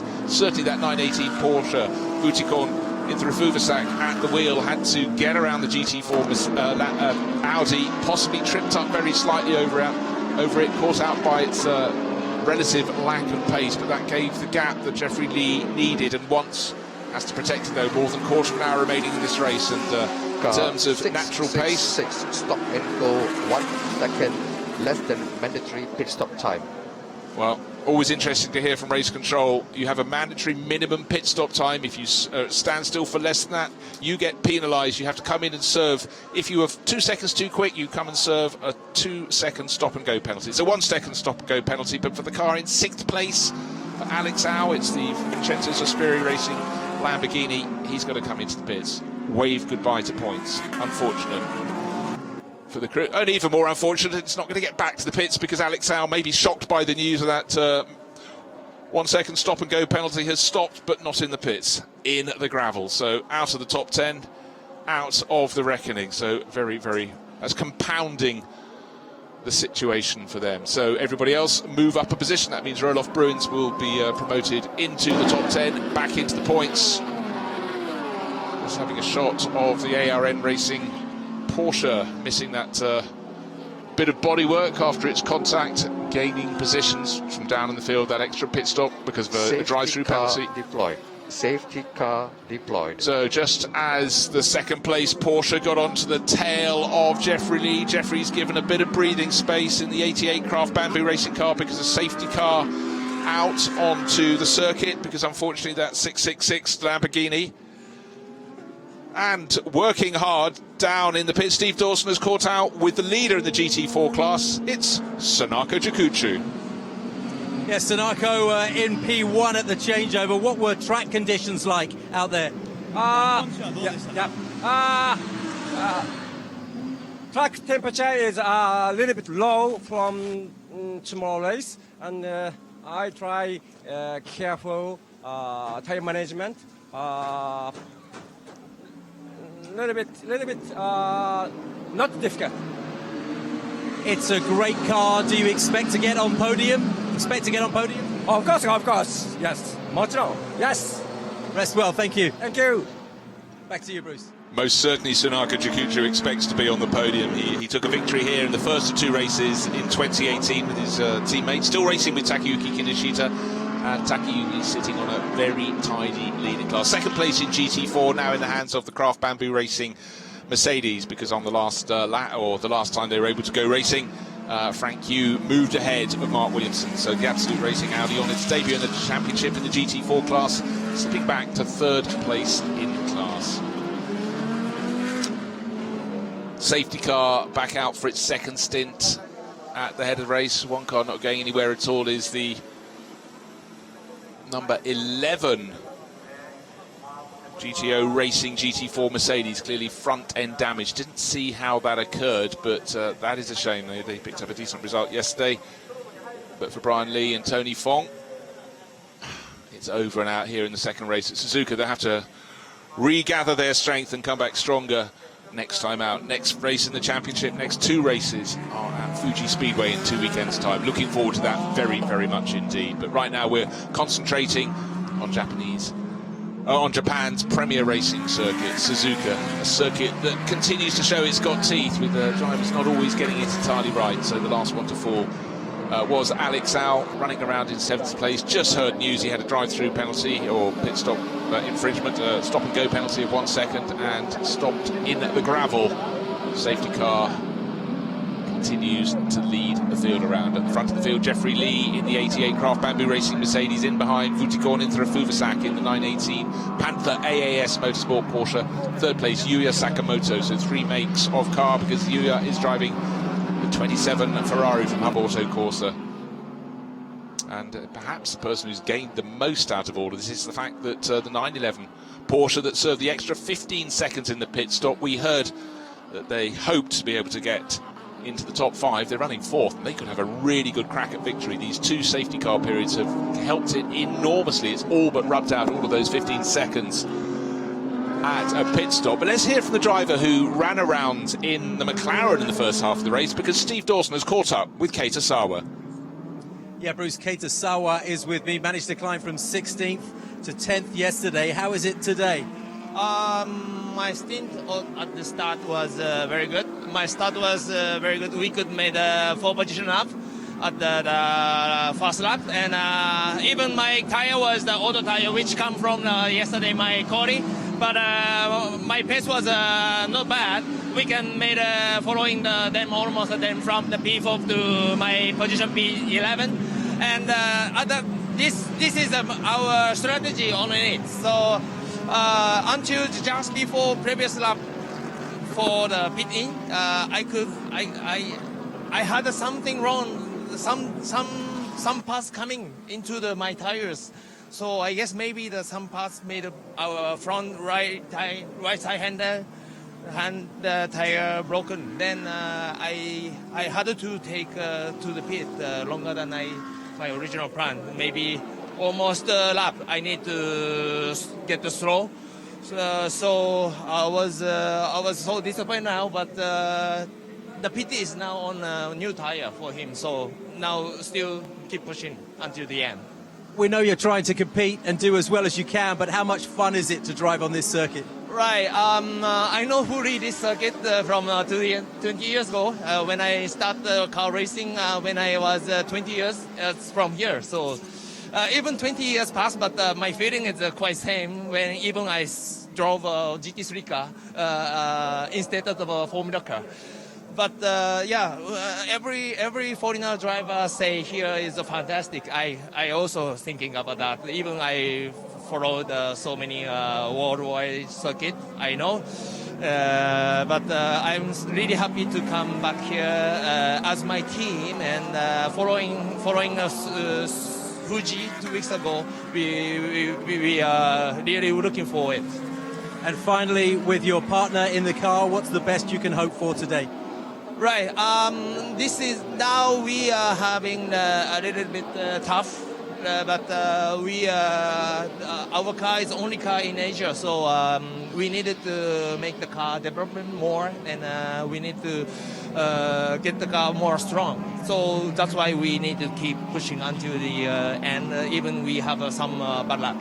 Thanks, Keita. Thanks. Good to hear from Keita Sawa there. There is the McLaren he's talked about, number 61, 720S McLaren, great looking car. Piti Bhirombhakdi down in 18th place, so that longer, the slow in-lap there for Keita Sawa hurting, but it's starting to show some form. But look at the clock on the top of the screen, still the safety car out the field, absolutely no tell. It's going to be less than 8 minutes remaining in this race, and I just want to point out, I just mentioned the 911 Porsche, yesterday's winner, has pretty much rubbed out its 15-second success penalty because that's up into 4th place. But Martin Rump, the driver who really deserved to be in a winning pair yesterday, Wear and Tan started the car. They had that extra pit stop yesterday, left them absolutely nowhere, finished 11th, they're in 5th. So when we get the get-go to get going all over again, when the safety car pulls off, look out for Santi and Thierry in the 911 Porsche and the car that was leading it around yesterday, the number 12 Audi. Both entered by Absolute Racing, but I think Rump really has something, not to prove, but just to try and grab hold of. At the end of this lap. Safety car in the pit at the end of this lap. So there's the message, safety car in at the end of this lap, and with the pace going around, it'll leave only about probably under 5 minutes of racing in this race, but just expect Martin Rump to do absolutely everything to get onto the podium so he can at least achieve something this weekend. It's been a cruel weekend, and sometimes things go wrong. Still haven't actually got to the foot of why he had to serve that come in prematurely and make an extra pit stop in yesterday's race, but had been sitting on a very comfortable lead, 6.5 seconds or so. Bear in mind, before the round of pit stops this time around, the gap between first and second was only about 1.3 seconds. Much tighter today, which makes it all the more painful for that number 12 Audi racing crew.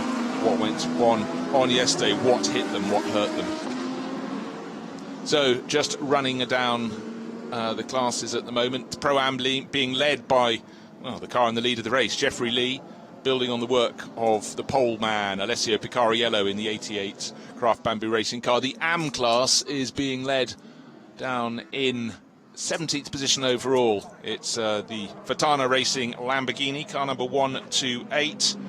And at the wheel at the moment it's Chonsawat Asavahami, Akihiro Asai, Japanese racer, did the first part of the race. He's in 17th place overall. GT4 still being led by that BMW Team Studio, the 81 car with Takayuki Kinoshita at the wheel. And so we've had 4 retirements now because Alex Zhao buried his Lamborghini in the gravel. That's why we've got this pace car, safety car, leading the field around. Kei Nakanishi, he put the 60, well, it's number 60 Porsche, ended up in the gravel, and that got bedded in. It's out of the race. We saw the number 11 Mercedes GT4 runner in the garage. What we didn't see was the demise of the number 111, one of the 2 Team iRace.win GT4 Mercedes. Good run yesterday, early retirement today. So, restart number 2. Jeffrey Lee got it absolutely spot on last time around, but he did have some defence. Oh, we've got someone going off. Was that the 888 Racing Mercedes? Let's just take a little look. I think it was. He went off at 130R before the restart. That's not in the way to be doing the restarts. I'm afraid that's undone an awful lot of good for the car. Jeffrey Ibrahim was in 7th place, or he should have been. He's fallen down the order there. Right, restart number 2. Time on the clock. I said it'd be 5 minutes. It was 4 minutes 59.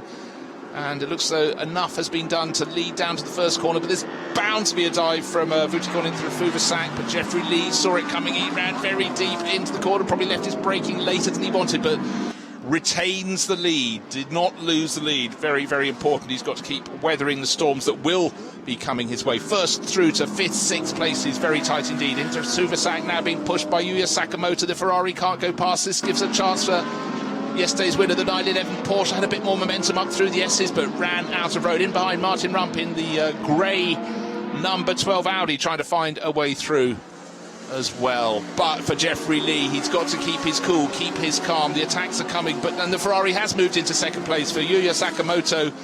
edged ahead of the car I thought might win today's race, the 918 Porsche, but Vujicic into a Fuvasak. This is all really, really good news for Jeffrey Lee, but look at the pace of Sakamoto. Quickly caught up with Lee. 4 minutes remaining. He's got to be rock solid, not leave any chinks in his armour.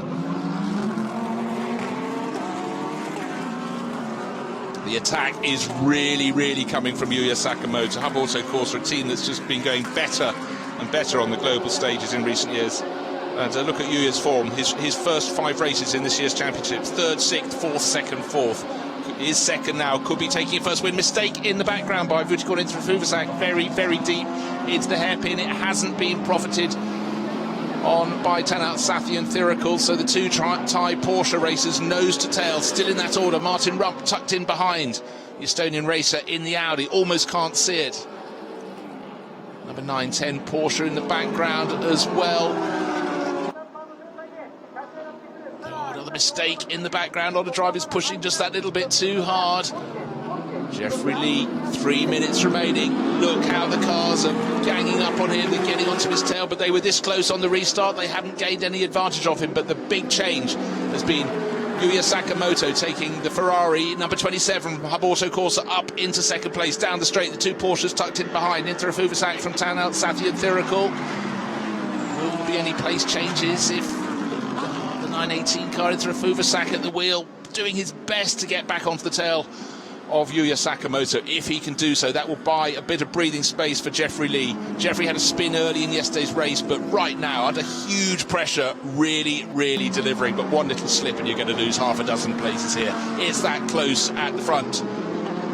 Up through the S's, running a sensible line, not trying to cut the corners too much, just keeping his car with less than half a width on either side of it. That's what he needs to do. If the door is left even slightly ajar, you know that the Ferrari's going to make a dive, try and come up the inside all through the first. The Degner's got close. As long as he can get turned in, Lee can get turned into the second of the Degners, holds on, but it's compressing at the front of the race. First, second, third and fourth almost touching each other as they approach the hairpin. A car length advantage for the race leading Mercedes, a little bit wide. Who's going to get the power down first? It is the Mercedes, but he's given a sniff to Sakamoto. Long, slightly climbing right-hander, then it goes into a little dip and then rises again for the first part of Spoon, a corner that just keeps on turning. First to the right, up over a crest, then to the left, and then down into a dip, onto the back straight. The long run that feeds you through 130R all the way to the chicane. It's all about exit speed from this corner, so you can carry maximum speed down the straight. Very well handled there by Jeffrey Lee, still in front for Craft Bamboo Racing. Will it be 2 wins in this season? This is only the 6th of the 12 races. It'll be a phenomenal result if he can do it. Alessio Picariello will be chewing his nails down in the pit garage. A better run through on 30R, but not enough surely to make a move. He's trying to go around the outside in the Ferrari. Sakamoto cannot get turned into the corner. Brake too late. He'll be in the front of the race, but he's going to have to give that position back. But he's going to have to be careful. He tucks into second, doesn't lose a place, but he didn't have enough momentum.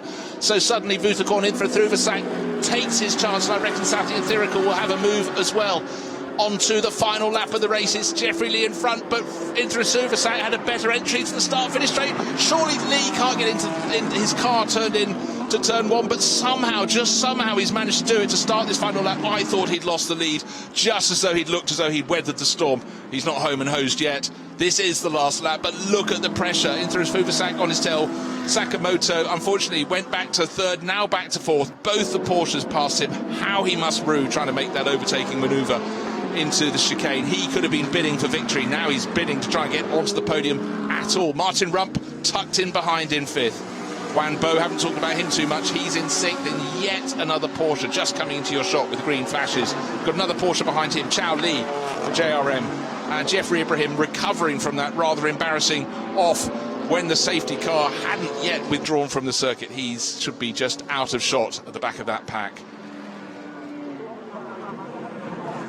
What is changing? Last time into the hairpin, nothing is changing. Roloff Bruins has just picked off Ben Porter. Ben Porter is a lap down though, so he can be ignored. He's not in that battle. Roloff Bruins came to Suzuka with the championship lead. He's not going to leave with it. It's going to be in the hands of Tanat Sathi and Thirikul, I would suggest. Oh, it's so tight at the front. Has Jeffrey Lee done enough? He's gone around Spoon.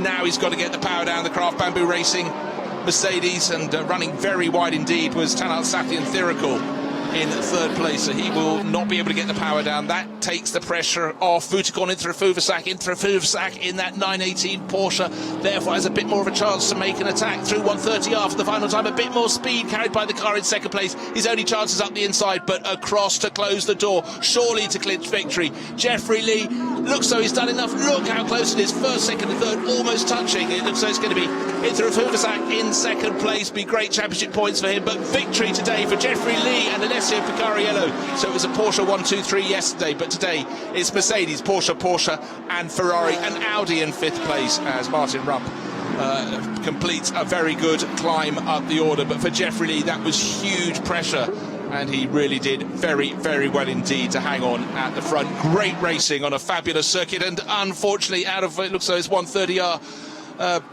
Unfortunately, the 888 Mercedes is not going to score any points today. Was still good for them, was ninth at the start of the lap, but for Jeffrey Ibrahim, just possibly carrying a little bit too much speed, possibly trying to make an overtaking manoeuvre or line one up through the possibly one of the most fearsome corners on the circuit, certainly the fastest twist. 130R and the 888 Mercedes out of the race, didn't get to the checkered flag. But victor today, Jeffrey Lee and Alessio Picariello.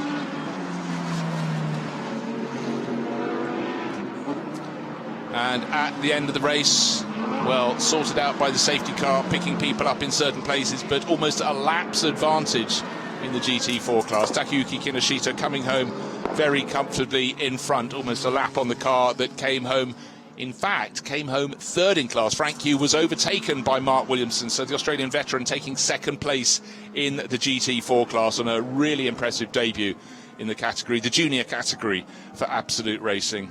No victory at the front end for them today. They took that 1-2 yesterday with the 911 Porsche beating the sister car, number 912. But today it's Mercedes' turn, it's Craft Bamboo's turn, and the second win of the 2019 campaign for Alessio Picariello, who started from pole, and Jeffrey Lee, who had to suck up so much pressure.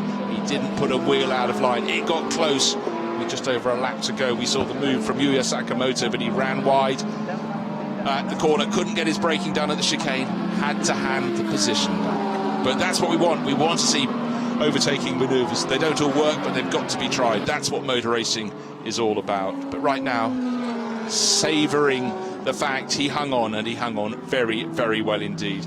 Jeffrey Lee cruising home, the wind down lap all the sweeter, something to be savoured.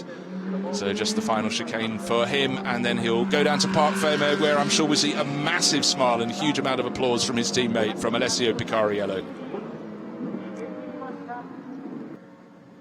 2 races here. Victory yesterday for Porsche, victory today, but only just. But it's Mercedes this time around. And just to run you down the finishing order, there is the winning car, the Craft Bamboo Racing Mercedes under the winner's arch, stopping perfectly on position in victory lane. Alessio Picariello, quick on the track, quick into Parc Fermé. I think we can say they're a rather pleased duo. Great job, really well done, and it's all the sweeter that that had to be worked for, and worked for very hard indeed. Yesterday's winning car, the 911 Porsche, pulls in. That came home in third place, and the 918 Porsche from Panther AAS Motorsport took second today. So don't forget, for that 911 crew, they took the championship lead yesterday and should have extended it with that third place today. So for Absolute Racing, they'll be delighted as well. And just also to point out, as we look at all those finishers, is the fact that Pro-Am victory went to the overall winners. Yes, it's worth just reiterating. Oh, it looks as though the the BMW Team Studi BMW missed pit entry. It's on the wrong side of the pit wall there, but we'll see if anything occurs according to that. But just worth reiterating, Pro-Am honours to the fact the first 2 cars were Pro-Am finishers. The third car in Pro-Am was the 910 Porsche that came home in 8th place overall. And now, yes, open a gap in the wall. The BMW Team Studi car can come through. The winning car in the AM class was Vitana Motorsport, but Steve has been quick down in the pit lane. He's with the winners, Jeffrey Lee Alessio Picariello. Yeah, absolute elation here in Parc Ferme, as you can see around me. Jeffrey, it was tight towards the end there. It must have been a little bit hectic, a little bit nervous. What was the feeling like in those last few laps? Well, it's kind of deja vu again because when we won the Suzuka, we didn't win. We came third overall. Last time was also Team Southern, Darrell Young in the Porsche, same. But today it was raining, but it's a little different. Today I just want to, in the bid, I want to prove myself. And I know I just have to give everything I have in that 3 laps, just 3 laps. So, yeah, I try to manage to hold them up and manage to come back first place. So you certainly did prove yourself. Alessio, it must have been nerve-wracking watching all that from the garage. I've never been so nervous of my life. I'm still shaking. Normally it's always me in the car and it's different, you know. I never experienced this before, to cheer for my teammate on the lead of the race, and he did amazing. I mean, keeping all these pros behind here on this track is really tough, and he just put the car where he had to.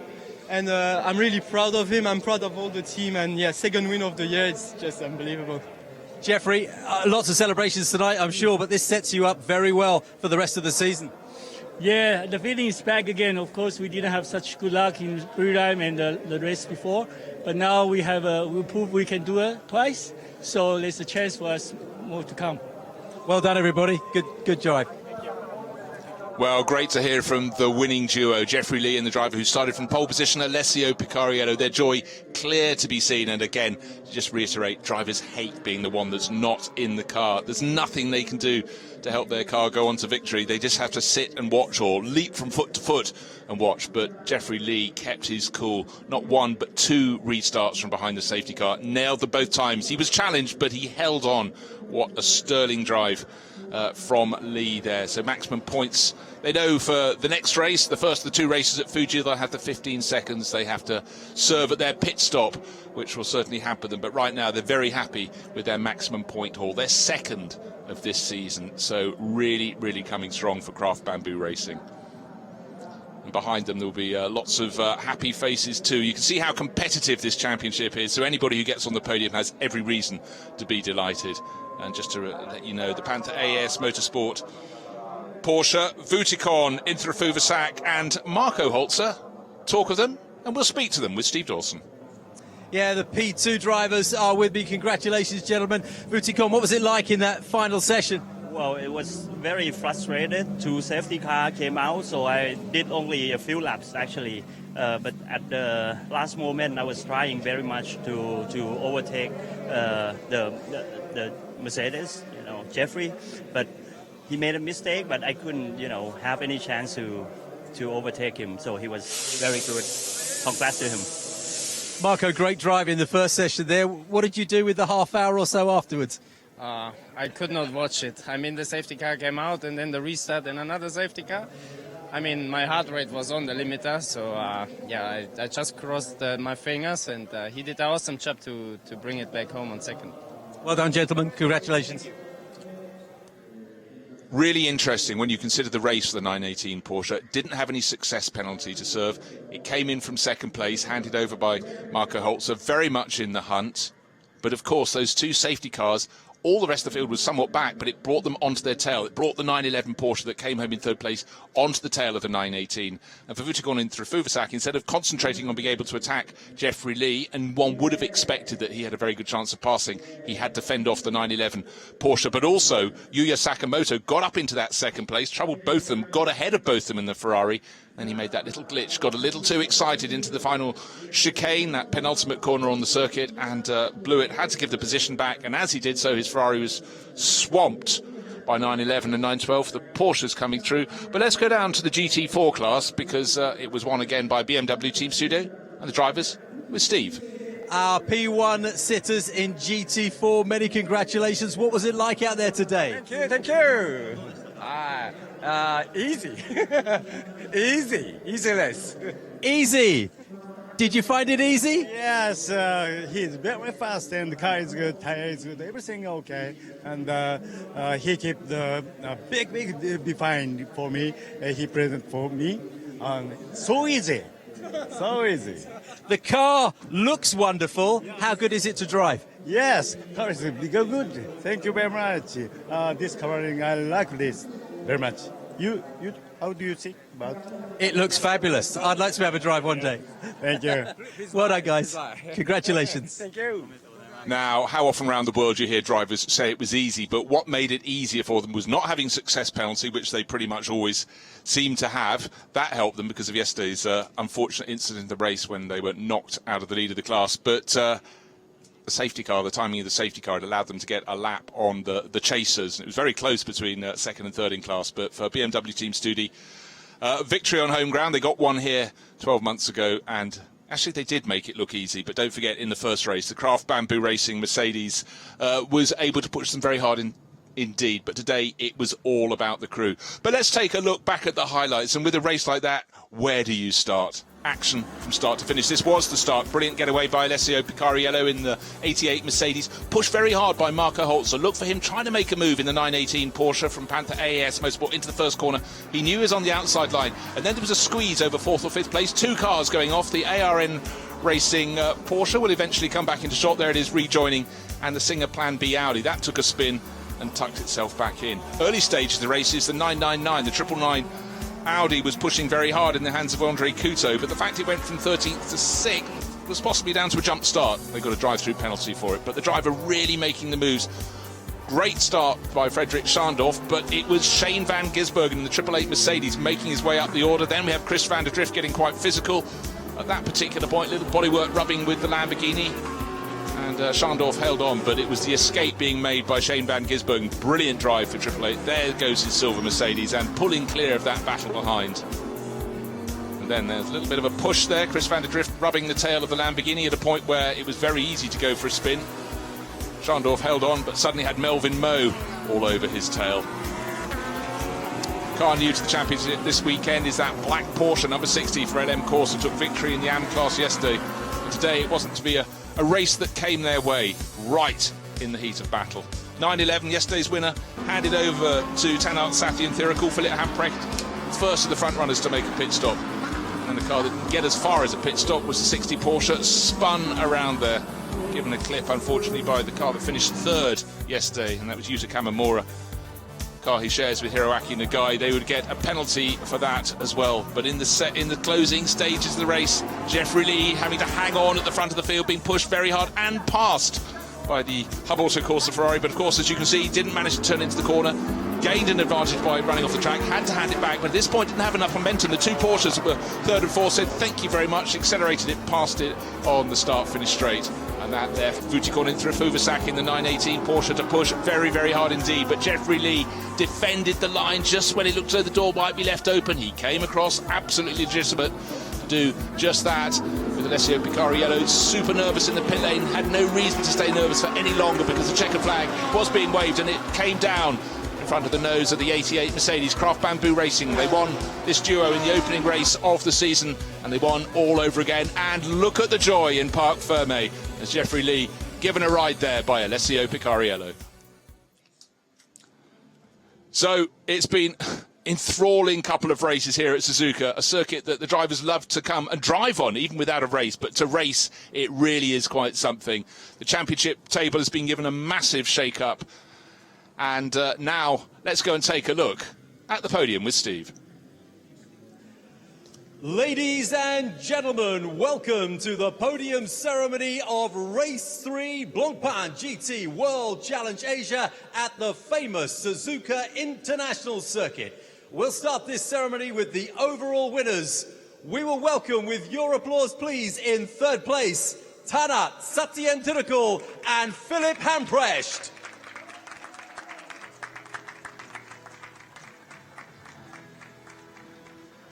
In second place, Vutikon, Infrafuvazak and Marco Holzer.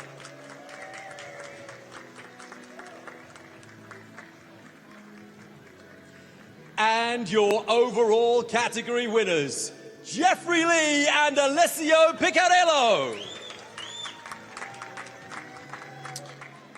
Massive satisfaction there for Jeffrey Lee. A win's a win, but when you really have to fight, and Alessio Picariello's just got so much energy left, he can't contain himself up atop the podium. But for the duo that finished in third place, Tanat Sathin Thirikul, yesterday's winner, along with Philippe Hampres, they moved to the championship lead. They should remain at the top of the table. It's been a very solid weekend. It's very, very difficult to match two podiums over the course of a weekend when you have success penalty to serve from the first race. But third today, very, very good result indeed for them. But really look at those smiles on the top step. They say it all. The Mercedes duo from Craft Bamboo Racing. Jeffrey Lee on the left, Alessio Picariello on the right. The checks are being handed out by Benjamin Franicevici, the series director from SRO. He can be proud of what's happening this year. More and more Asian drivers in this championship. And brilliant racing. I think Suzuka has done the championship proud. Or the championship has done Suzuka proud as well, because a great field of cars. And the format of one driver starting one race and the second driver starting the other race on the following day really gives the pot a shake. So much variety. And look at the pleasure as the champagne is really going to be unleashed all over the podium. 3 more podium ceremonies to come for the Pro-Am class, the Am class, and then for GT4. But the pleasure clear for all to see. No further racing for these runners until 2 weekends from now. In fact, I dare say with so many of these drivers top international races, they may squeeze one in next weekend as well. A lot of these drivers certainly rack up the air miles on airplanes scooting around the world. But it's a sign of the growth of GT3 racing and GT4 following in its wheel tracks as well.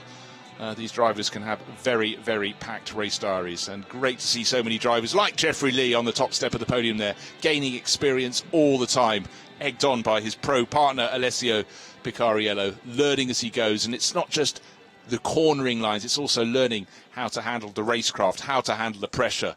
And he did it so well indeed. We'll get to see him all over again, because now it's the Pro-Am podium, and the overall winner was a Pro-Am. Ladies and gentlemen, we now have the GT3 Pro-Am class ceremony. Please help me in welcoming to the stage, in third place, Li Chao and Chris van der Drift.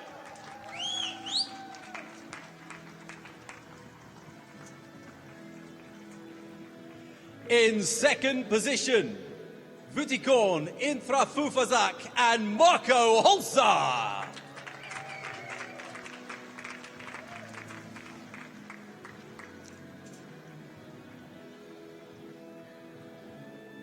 And your winners taking the top step, Jeffrey Lee and Alessio Picariello. So the top two crews on the Pro-Am set were the top two crews overall in today's race, and the third place crew in Pro-Am finished 8th overall. Li Chao and the Kiwi racer Chris van der Drift there on the right of your podium. Chris busy this weekend, also racing in the Lamborghini Super Trofeo Asia races. One yesterday, one today here at Suzuka, but these drivers, they like to be busy. Marco Holzer looking very pleased with life indeed. Joined Vutikon Intra Fuvasak this weekend, and good to have him back on the international stage, and it shows that he should never have been away. Class driver, Marco Holzer. And the Blancpain clock as well for the Pro-Am winning team, up on the top step of the podium with Jeffrey Lee and Alessio Picariello.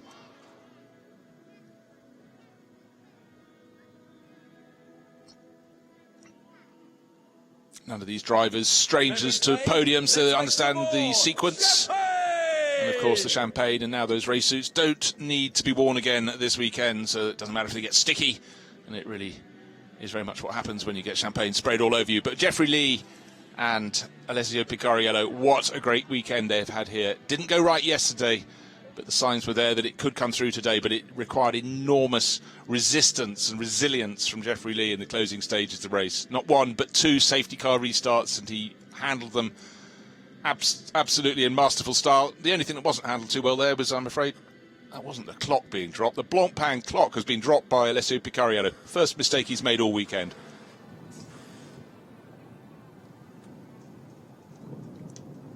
Next up will be the Am runners. In fact, I think we only had 2 Am finishers looking down, because Podium is ready for them, because Kei Nakanishi, we saw that number 60 LM Corsa Porsche being edged into the gravel, so it didn't get to the finish line, but third in class. Amateur class ceremony. We have 2 podium performing teams for you. In second place, William Ben Porter and Andrew McPherson.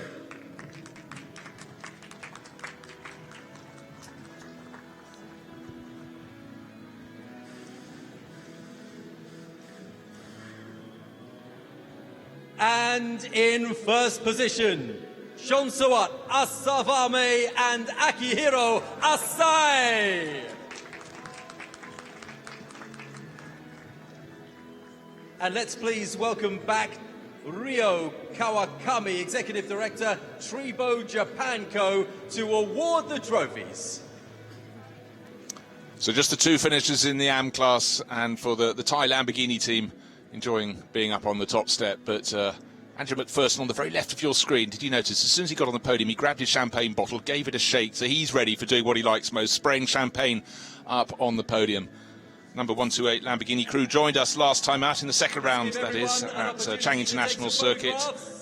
Home circuit for them, Chonsawat Asabahami and Akihiro Asai. Of course, it's his home circuit here at Suzuka.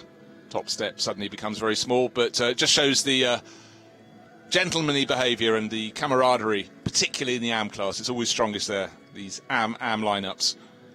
And enjoying their own battle within the overall battle. And of course, what they want is the champagne, and Andrew McPherson, as I pointed out, his should be the fizziest of all. Look at it. There we are. He's a pro. He's an AM, I've just remembered, but he's a pro at opening the champagne. And it's all Australian on the left-hand side, enjoying it very much indeed. So, that leaves us the GT4 podium to follow. The race that we've been told by their two drivers was easy, but it wasn't easy, but they made it look so.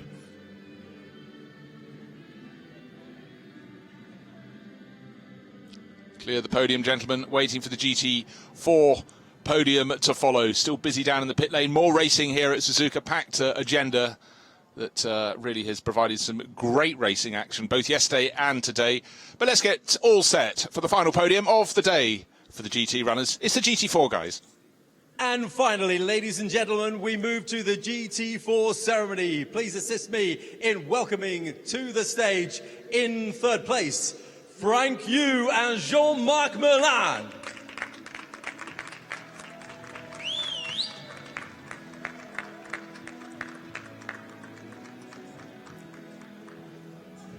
In second place today, Mark Williamson and Anderson Tanotoha.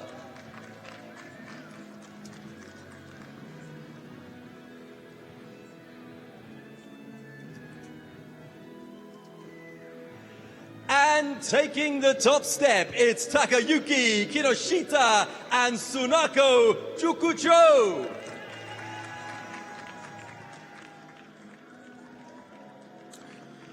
So that's our final podium, and if you thought 2 one-hour races were fantastic here at Suzuka, we've got much more. In August, there's the Suzuka 10 hours. Take a look at what lies ahead. It's big, it's international, and we cannot wait for it to happen.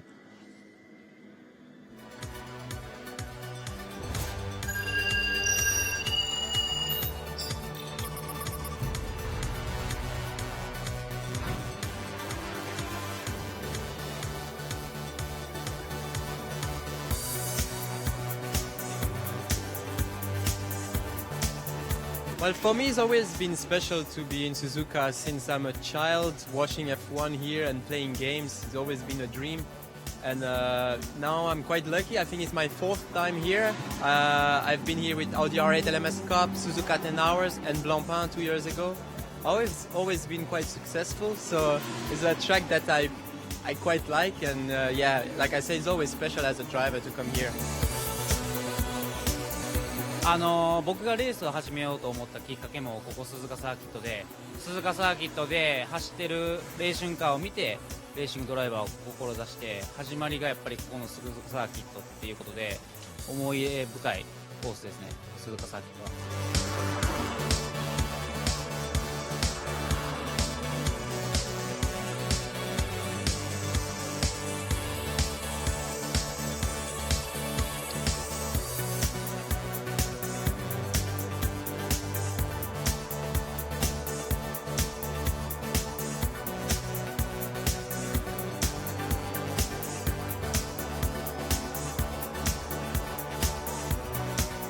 そうですね、鈴鹿10時間耐久、去年も体験したんですけれども、すごいとにかく暑い、車内温度も上がっていくんで暑いんで、その暑さ対策っていう面で日頃からやっぱりトレーニングには気を使ってレースに向けて準備してます。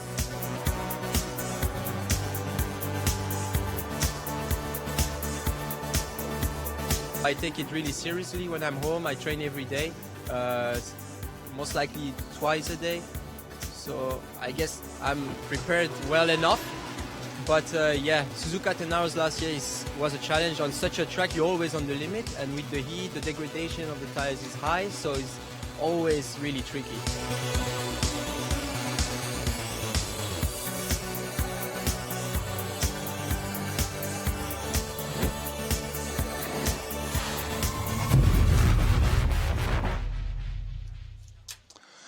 Cannot wait for that event. The drivers are waiting to get their teeth stuck in, and certainly they're going to have to master the tyres. But looking at the lineups, it's a round of the Intercontinental GT Challenge. It's going to be absolutely magical. It's in August. Don't miss it.